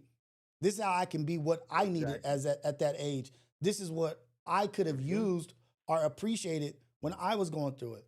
That's so damn dope, dude. And then it was a little bit easier too as well, working in the inner city. It was one hand washes the other. Like me being like having autism and being on the spectrum is like, I was always kind of weird. I was always kind of like out of the crowd. You feel me? I'm a standout, like I'm a standout guy. Okay. Bro, but like I realized that that's something that I need to take advantage of. Like, bro, if everybody around me is doing shit to deter their future and they doing shit to be stagnant, bro, and I'm sitting here and I'm taking care of them, bro, how can I do this and put this towards the right things? And then I'm growing up in the inner city, so it's like, bro, I'm taking these lessons from these kids. They're getting into shootings. They're stealing cars already. You feel me? They're already active outside. Right. Bro, so it's like, I did this too. So me already doing this, it's like, bro, on a current scale, I'm hearing it on a current day-to-day basis, I'm hearing it from you guys and how it's happening. And then I get to cross-examine with how it happened when I was outside or when it was present in my time. And then I get to do the math. And then you got to remember that the position of a paraprofessional is to get in. You're supposed to get in there. You're supposed to pay attention. You're supposed to adapt. You're supposed to acknowledge, and you're supposed to, you feel me? Take it over from there. Okay. Take action. Take action. That's like what it is. assess, address, and adjust. That's what I like to always say. I say assess, address, and then adjust. What is needed. And every case is not the same. Every case is not the same, especially in that education field. Everybody is not the same. People are different, very, very different. And you can't approach everybody the same way. And that was one of the things that was when I was last year. I'm not coaching football this year because Xander's doing basketball. But one of my things was what I realized and what I noticed is that we have to stop approaching these children and the youth with these already formulated speeches that we wrote or thought of at home before we met the child. Yeah, and the thing about it is, if a lot of people would probably be surprised at how much when they go to school now, the teachers don't really care. The parents might be a little bit like they'll go against it as well too. They don't even realize how passive they're being with their kids. Mm-hmm. We've become so technologically driven that. I worked in a STEM-related school. Like, it was directly STEM-driven. So it's like, imagine working in a school where everybody's on their computer, their phones, and then they leave school and they're going home to do the same thing in front of a computer. And it's like, at what point do we practice real social skills? Exactly. And it's like we're straying away from regular, bare minimum, just foundational, simple shit. And I think that's where I got in. like where these kids don't know how to talk or they're kind of scared to talk. Yeah.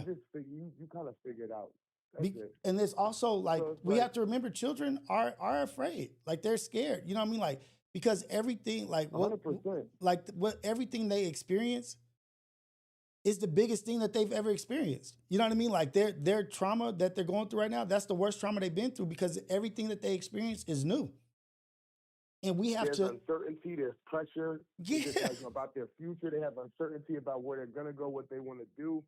And then you have so many different avenues and different branches that like they're getting it and receiving information from that they're trying to be receptive to in a healthy way. It's like how can you got I'm just a big advocate on how can we feed this to this child the right way? How can we feed it to people generally? Yeah. Not even just children, everybody. How can we generalize this and make this just a healthy learning experience?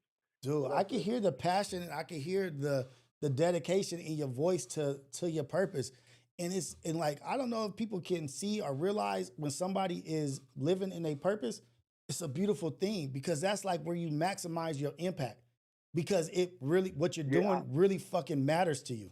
You know what I mean? Like this matters. This is worth every And that's the thing. dude. You gotta understand, like you matter. That's my biggest thing is you matter. It doesn't matter. It's not about school. It's not about just football. It's not about sports. It's not about like you matter regardless.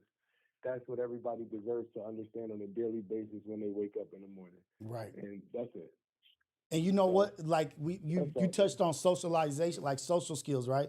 A lot of our kids are not socializing because they're not practicing their social skills, right? Like shit, I just go on my phone and just look at this or go here, look at that iPad or whatever. But what's the big portion of social skills? It's communication, right? Like being able to communicate and talk.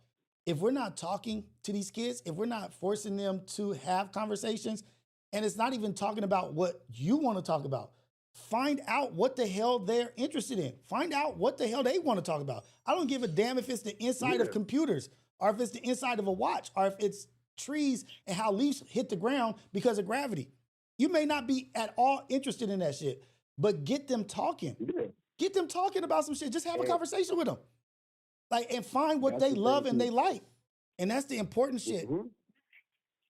Dude, like, people go off of curriculum. They go off of lesson plans. They don't go off of what's in front of them. They don't go off of the kids speaking. It's a form of, I used to consider it a form of neglect.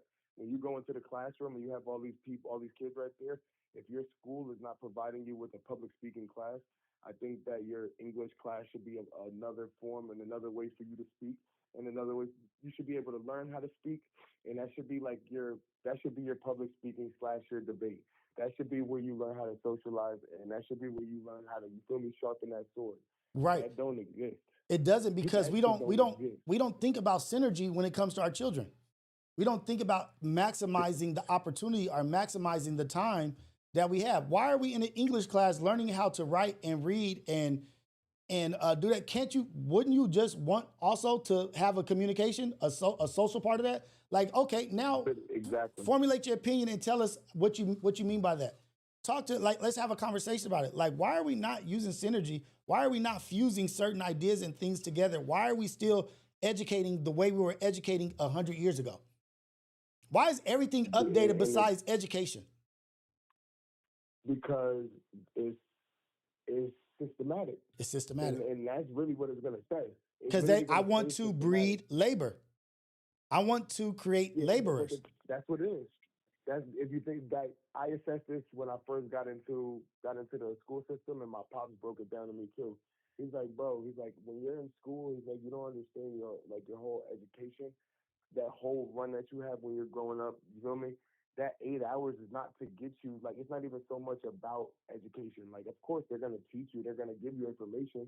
It's going to be harder to keep you sitting there. But, like, bro, this is to systematically get you ready for an 8-hour workday, for a 9 to 5, or for a regular 8-hour workday, so you know how to, and you can conduct yourself.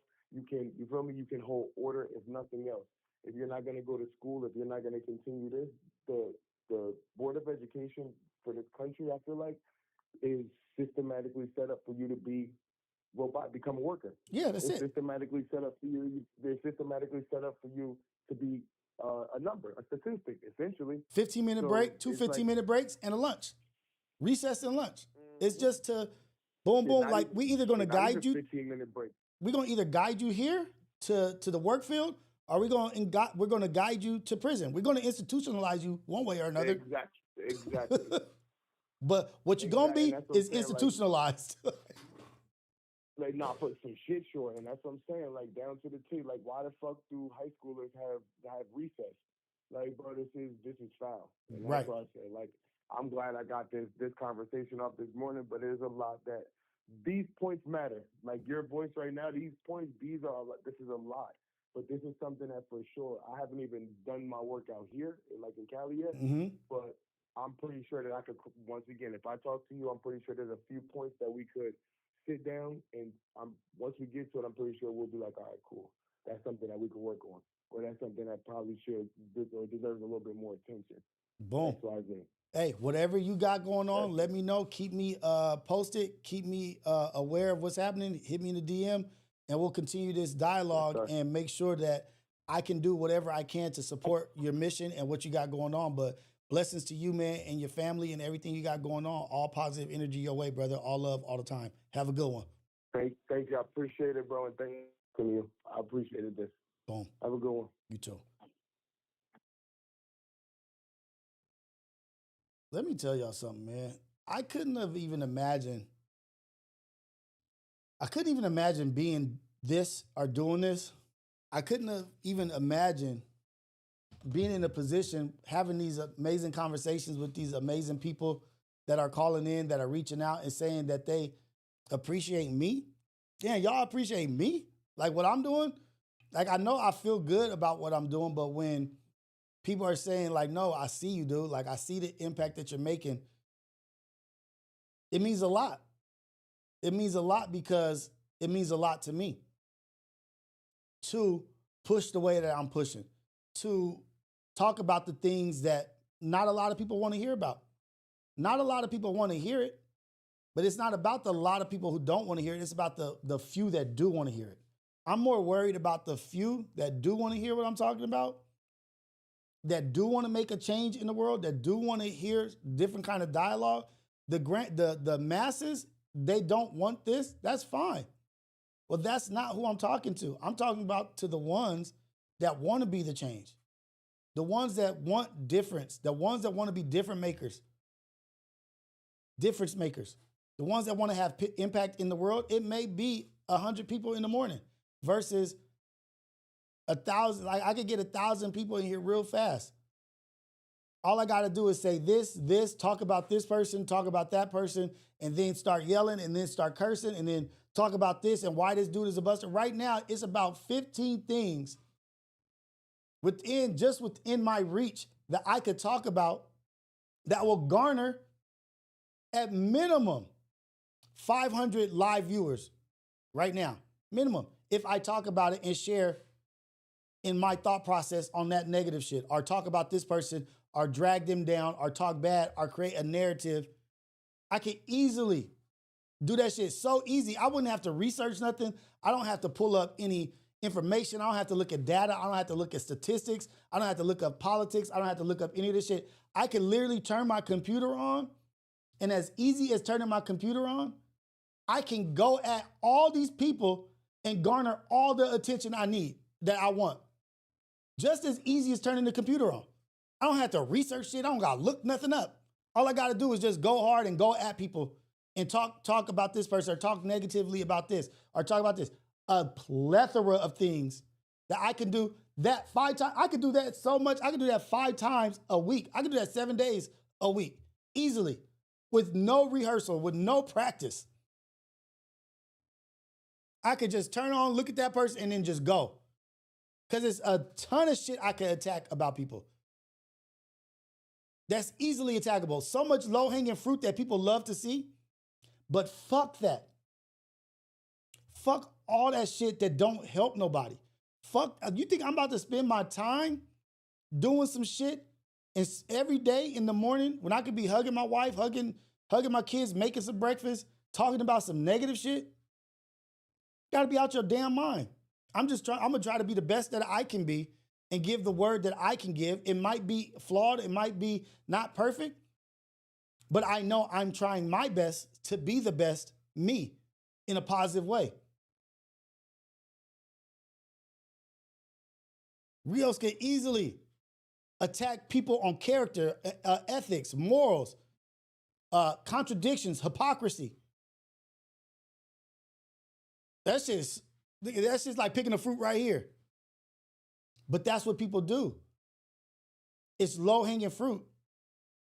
I don't know if it's because they haven't pushed themselves to do more, or if maybe some people don't see the importance of your actions and the impact that you make. I might not be the change. But somebody might hear something that we say, you say, that you share in the chat. It might change somebody's life. That dude who called in might have motivated and inspired somebody to do that work, or inspired or motivated them to do more with what they have. Because it's people out there doing more with less. And those who sacrifice for the greater good, turn down the ugly, turn down the dark so that you can be the light, that is your reward. That is your gift. That is your blessing. Being able to be happy with what you're doing, being able to look at yourself in the mirror and say, you know, I tried my best. I did my best. And I love that for me, man. I love that for us. I love that for the Ghetto Cafe. I love that for the coffee crew. This is the Wake Up Show, Coffee with Rios, the #1 morning show in the whole wide world. My very own NPR. I should start doing the weather and what's going on in LA every morning. That's what I should do. Start saying, hey, the weather today is this and that. This is what's going on in LA today. If you want to be a part of something of impact, this and that. I should start taking this serious like it is an actual news outlet every morning. You know what? This thing, it continues to evolve. We continue to evolve and continue to build. But yeah, maybe so. Because I've survived off donations. Like, oh shoot, this is my very own NPR. I survive off donations and views. Oh shit. I owe y'all a little bit more. I'm demanding more of myself now. Now, mirrors up, mirrors up. I demand more of myself. I need to be more in the moment and now of what's happening today and spreading and letting you guys know, yeah, I'm gonna take my shit serious like I'm an outlet. I'm a news outlet. I'm a media outlet. I can't just share topics and just riddle off my brain what I'm thinking, which is what I've been doing. Are files on the Illuminati playing cards? Our files on Illuminati playing cards? We could, but like I don't know how much content that is. Like all we would do, like look at the videos. I got to look into that a little bit more. Yeah, that would be dope. Those Illuminati cards was crazy. I didn't know anything about that. Cristiano Carranzo, book club coming soon. Oh shoot. Damn, that phone conversation, that phone call inspired me to be better, to do more. That actually inspired and motivated me. I got to do more and do better. I got to do more and be better. Do more with less. Man, it's people out there working, y'all, doing real work. There's people out there doing more than you with less. Damn. Oh shit. Elante, I gotta conversate with y'all. I gotta conversate with you. No. That's not what I'm saying, Ohio Times. No. That's not what I'm saying. I'm not saying 7 live shows a week. No. I'm saying, well, shit, if I do Relatable and Imperfect Perspective and Syndicate live, that's 8 live shows a week. Damn, I didn't even think about that. If I do 5 morning shows, wake up shows, that is 8 shows a week, live shows a week. But I need to be more thoughtful in the organization and the flow of the show. I need to start it a certain way. I need to say, this is what's going on today. This is the weather today. This is what's happening this weekend, this week, whatever. If you want to be a part of something that is food related, this and that, or giving back to the community, go check this shit out. I got to be more professional. I got to hold myself accountable. Yeah, nah, I ain't got nobody helping me, but I can do that shit.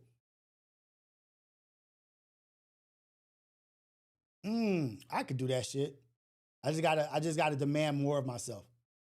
You see how this shit just happens? Like just dialogue and conversation, communicating. God had that young man call in. That's what I need to do. I need to have my show more structured in a professional way, more professionally structured. Because I'm not just like reacting. It's not just like a reaction channel. It's more than that. Some days I don't even pull up videos. I don't know how Pun pulls up videos. Like, I don't even know how they do that shit. Anytime I pull up anything that too much, I get demonetized. Thank God recently I haven't been, but I gotta figure that shit out. Hey, White Rice, I appreciate you, man. I really, really do. I appreciate you. Syndicate show, Friday show is 100. I love our Syndicate show. I love it. We won't be this Friday because I'm going to the documentary opening for Luck. The Watts documentary, Nothing to See Here, is Friday at Peacock Theater. So I'm going to be there Friday doing that and supporting my brother there. Oh, man.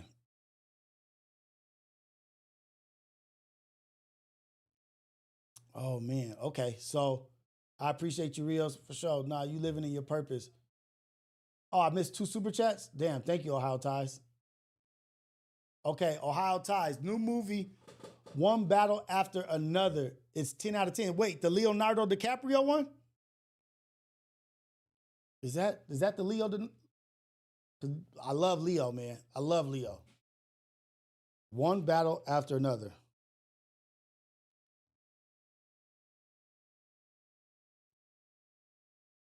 Yep, that's my guy, Leo. I watch every Leo movie. And oh, you know what? A special shout out to Tiana Taylor, right? Isn't she in that movie? She's stepping all the way up too. Shout out to Tiana Taylor. One Battle After Another. Yes, I need to go watch that. And I've been hearing, what did it get on Rotten Tomatoes? 95% on Rotten Tomatoes. You know what has a 99 on Rotten Tomatoes? That I'm so disappointed in the, hold on.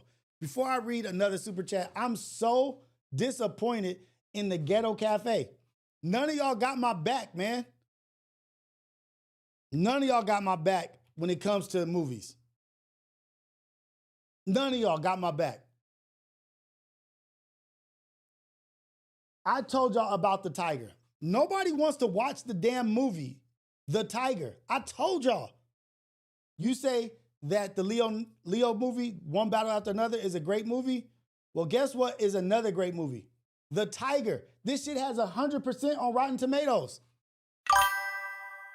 100% on Rotten Tomatoes. And none of y'all will watch it.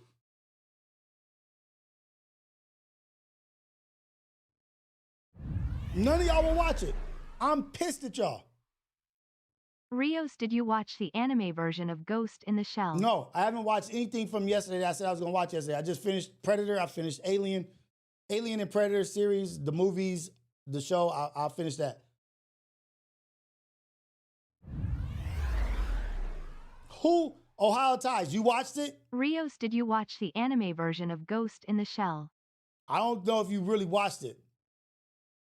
Y'all said y'all was going to watch it and nobody even came back with any kind of information about they watched it and this and that. The Tiger, Rotten Tomatoes, 100%. The Tiger is a top 3 movie that I've ever seen in my life. And I'm telling y'all, it's a top 3 movie. Don't worry about nothing. We will win. We will win. Top 3 movie, The Tiger. Go watch that shit, man. Cristiano Carranzo, the Mark Sanchez story, wild and kind of similar. Everyone wanted to pray for Mark until they real story developed. Yeah, talking about he got stabbed, but he attacked the old man, cut his face up and all kind of stuff.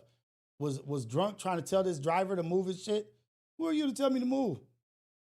The old man was defending himself, self-defense. Mark Sanchez put him in the hospital. I can't show the picture. But yeah, everybody wanted to run to Mark's side. And I remember Mark Sanchez at USC. The stories was he was a drinker. But you're right, Cristiano. Kevin Finley, our files on the Illuminati playing cards. Woo. Man, I just got to do it. So our files on Kick or YouTube? Is our files Kick or is our files YouTube? So I can't watch too many videos on YouTube because they'll demonetize me. I need to call Pun and ask him how he's doing that shit.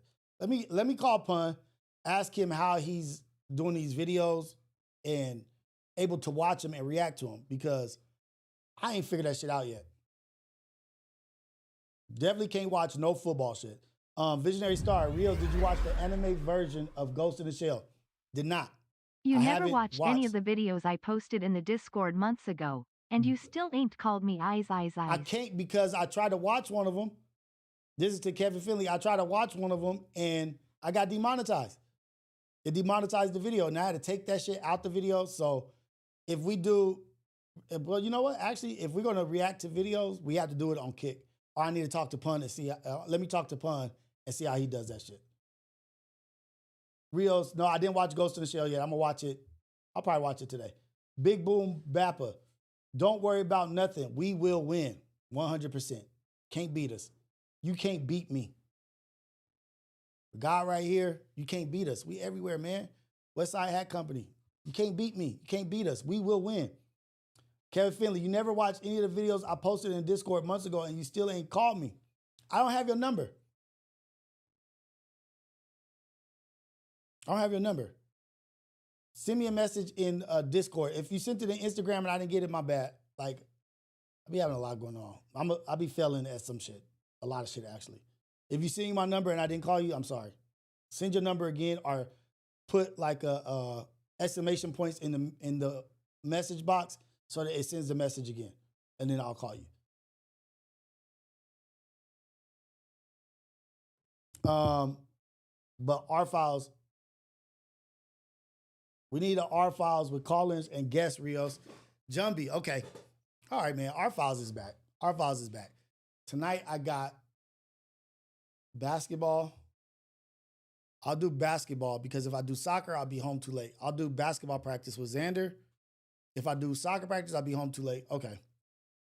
Our files tonight. We got the Illuminati cards. We got some other shit that I've been looking at, and we got to go over Kevin Finley's videos from months ago. And just because you put a video in there don't mean I'm a watch that video. If I don't think it's something that is deemed worthy, I might not watch it. But I'll pull it up and say this is what you sent or whatever. So yeah, conspiracy theory shit, R files. Maybe I'll just change that from conspiracy theories to R files in Discord. If you guys don't have the Discord, let me put it in here. Wait.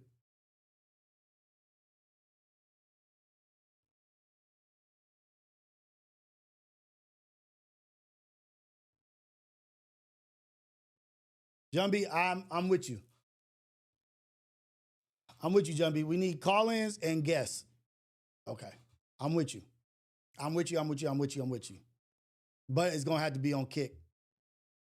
Or if I could figure out how to be a little bit more intelligent, a little bit more vicious with it, maybe I could do it on YouTube. We'll see.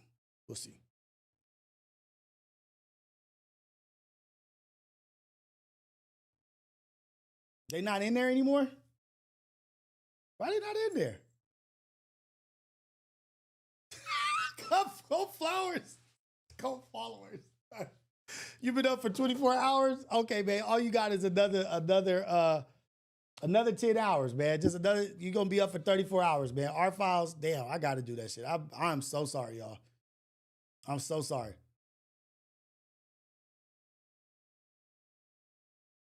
Yeah, right, Ryoka girl. Yeah, I talked about that before already about the blackmail that they present scenarios to AI. And every time AI gets opportunity to be threatened, like AI is threatened with a newer version or something, they resort to blackmail, going into emails of the people and blackmailing them, making up stuff, cheating and this and that to blackmail the person so that they won't get rid of their AI or whatever within the company, within these open AI companies or whatnot. Yeah, that shit is crazy. I saw something about a robot with a bat, AI robot with a bat, and it reacts the way that we all thought it would react. I don't know if I actually have that.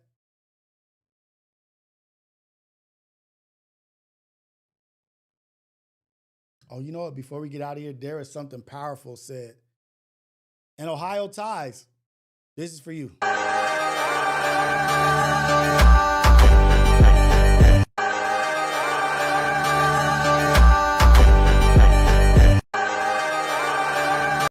Breaking, U.S. Treasury just exempted Ethereum from the 15% corporate tax. Is that true? Ethereum is now officially institutional grade. Ethereum currently has 15% chance to rise above 6,500 per coin, according to predictions from the public. Can anyone confirm this?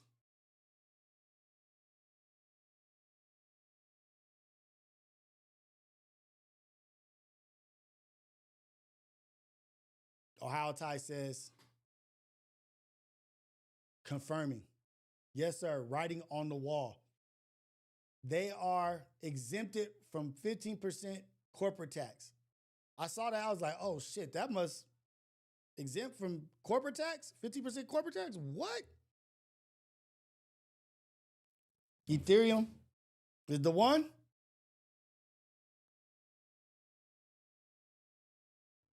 Shit. Okay, wait. I wanted to show y'all this video of this young brother talking about transparency versus honesty.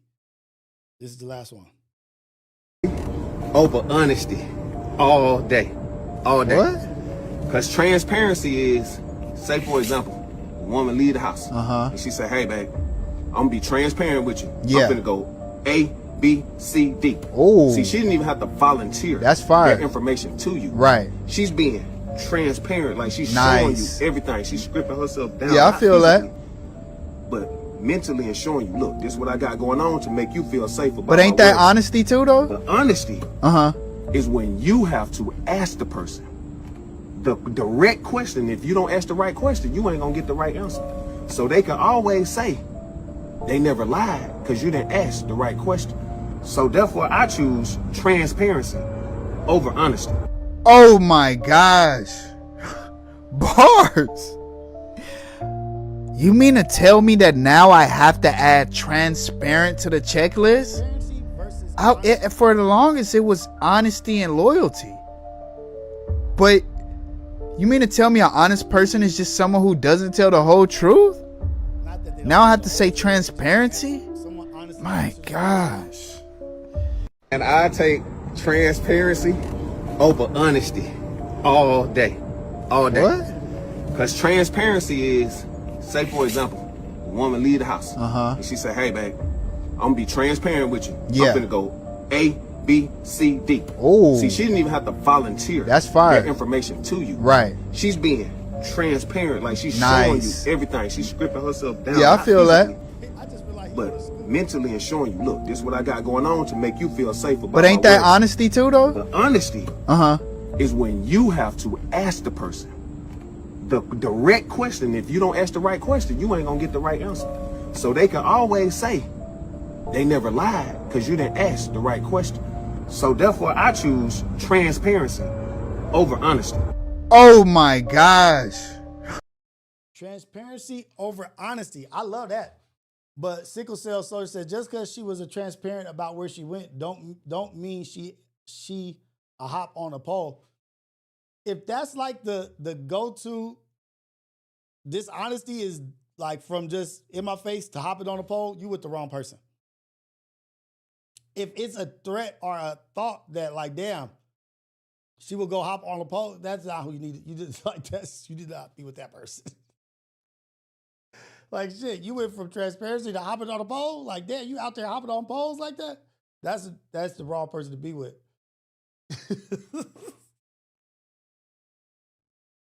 Transparency is key though. I would say we need both. We need transparency and we need honesty. I need you to be transparent about what you're doing and also be an honest person. I think you need both, honesty and transparency, but the transparency angle does open up different ideas and thoughts about what somebody who says they were honest could be. They could be being manipulative, being honest, honestly manipulative. Like, I never said I didn't do that. I said this. You never asked me that. Oh, I got construction going on in the house. They're about to start construction on the bathroom. So I got to get out of here before it starts getting too loud. But shout out to all y'all, man. Let me see how loud it is.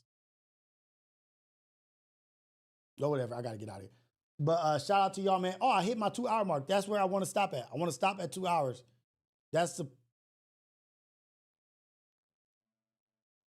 Oh, you guys can't even hear it. It's all good. But yeah, 2 hours is my stopping point. I want to stop at 2 hours. I don't want to go too much longer. But shout out to you guys, man. It's all love all the time. Blessings to the Ghetto Cafe. This is the Wake Up Show, Coffee with Rios, #1 morning show in the whole wide world, Craig. Shout out to the young brother who reached out and called in. Shout out to Kevin Finley. I'm going to be looking for your DM on Instagram or on Discord. And we're going to talk about what you want to talk about or look at the videos. And I am 100% making an effort to do our files tonight. I want to do our files tonight. It's going to be late, you guys. It's going to be late because I have practice at 6. So it has to be after practice. So it's going to be late. It's going to be like around 8 o'clock. So East Coast, y'all might miss it, but it will be late. It will be like 8 o'clock, 8:30, something like that. Shout out to the Ghetto Cafe, man. Shout out to my coffee crew. You guys are amazing. Always making impact. Always doing cool shit, talking, being in the chat, calling in, liking the videos, making comments on the video after the video goes off. I can't be more appreciative than I am. Thank you guys for everything that you do.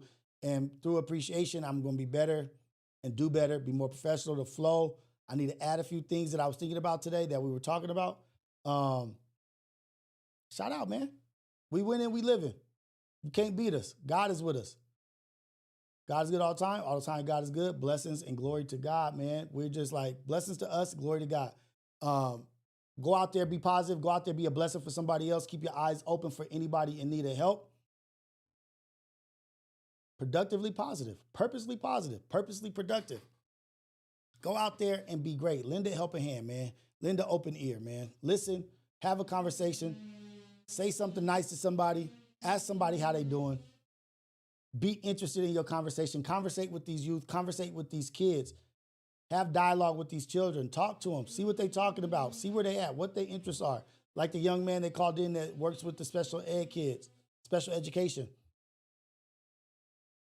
Run that back, man. It's all love all the time, man. Love y'all, man. It's the greatest morning show in the whole wide world. The Wake Up Show, Coffee with Rios. Greatest morning show in the whole wide world. Craig, coolest, coldest, chillest chat in the whole wide world. Ghetto Cafe. Check them out. The coffee crew, Craig. We out of here, man. All love, all the time. Go be great, y'all. I'll see y'all tonight. Our Files on Kick or on YouTube. I don't know. We'll see.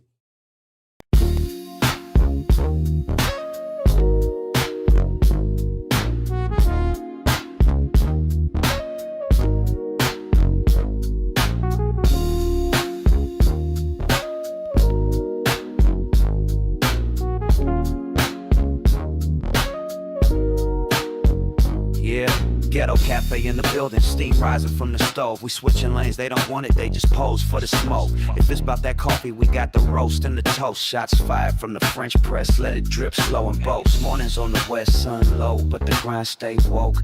Ghetto Cafe, steam in the breeze. Cruising through dreams with a mug and some peace. No drama, just cream, we deliver with ease.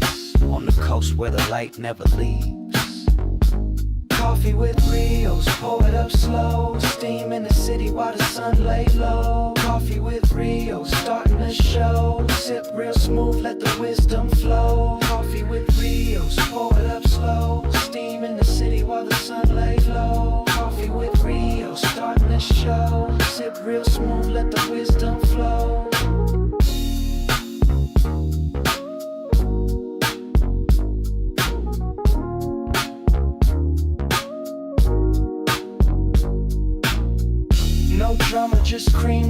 deliver with ease. On the coast where the light never leaves. Coffee with Rios, pour it up slow. Steam in the city while the sun lay low. Coffee with Rios, starting the show. Sip real smooth, let the wisdom flow.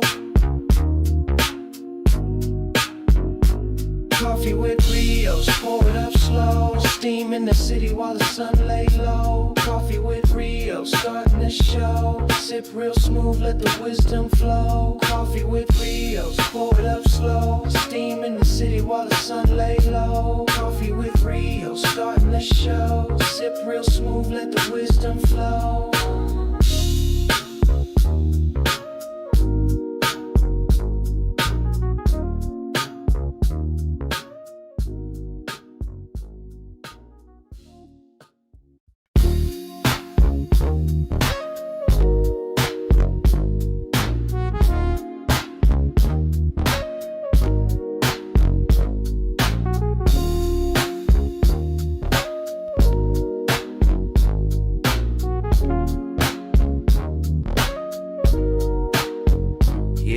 Ghetto cafe in the building, steam rising from the stove. We switching lanes, they don't want it, they just pose for the smoke. If it's about that coffee, we got the roast and the toast. Shots fired from the French press, let it drip slow and boast. Mornings on the west, sun low, but the grind stay woke. Ghetto cafe, steam in the breeze. Cruising through dreams with a mug and some peace. No drama, just cream, we deliver with ease. On the coast where the light never leaves. Coffee with Rios, pour it up slow. Steam in the city while the sun lay low. Coffee with Rios, starting the show. Sip real smooth, let the wisdom flow.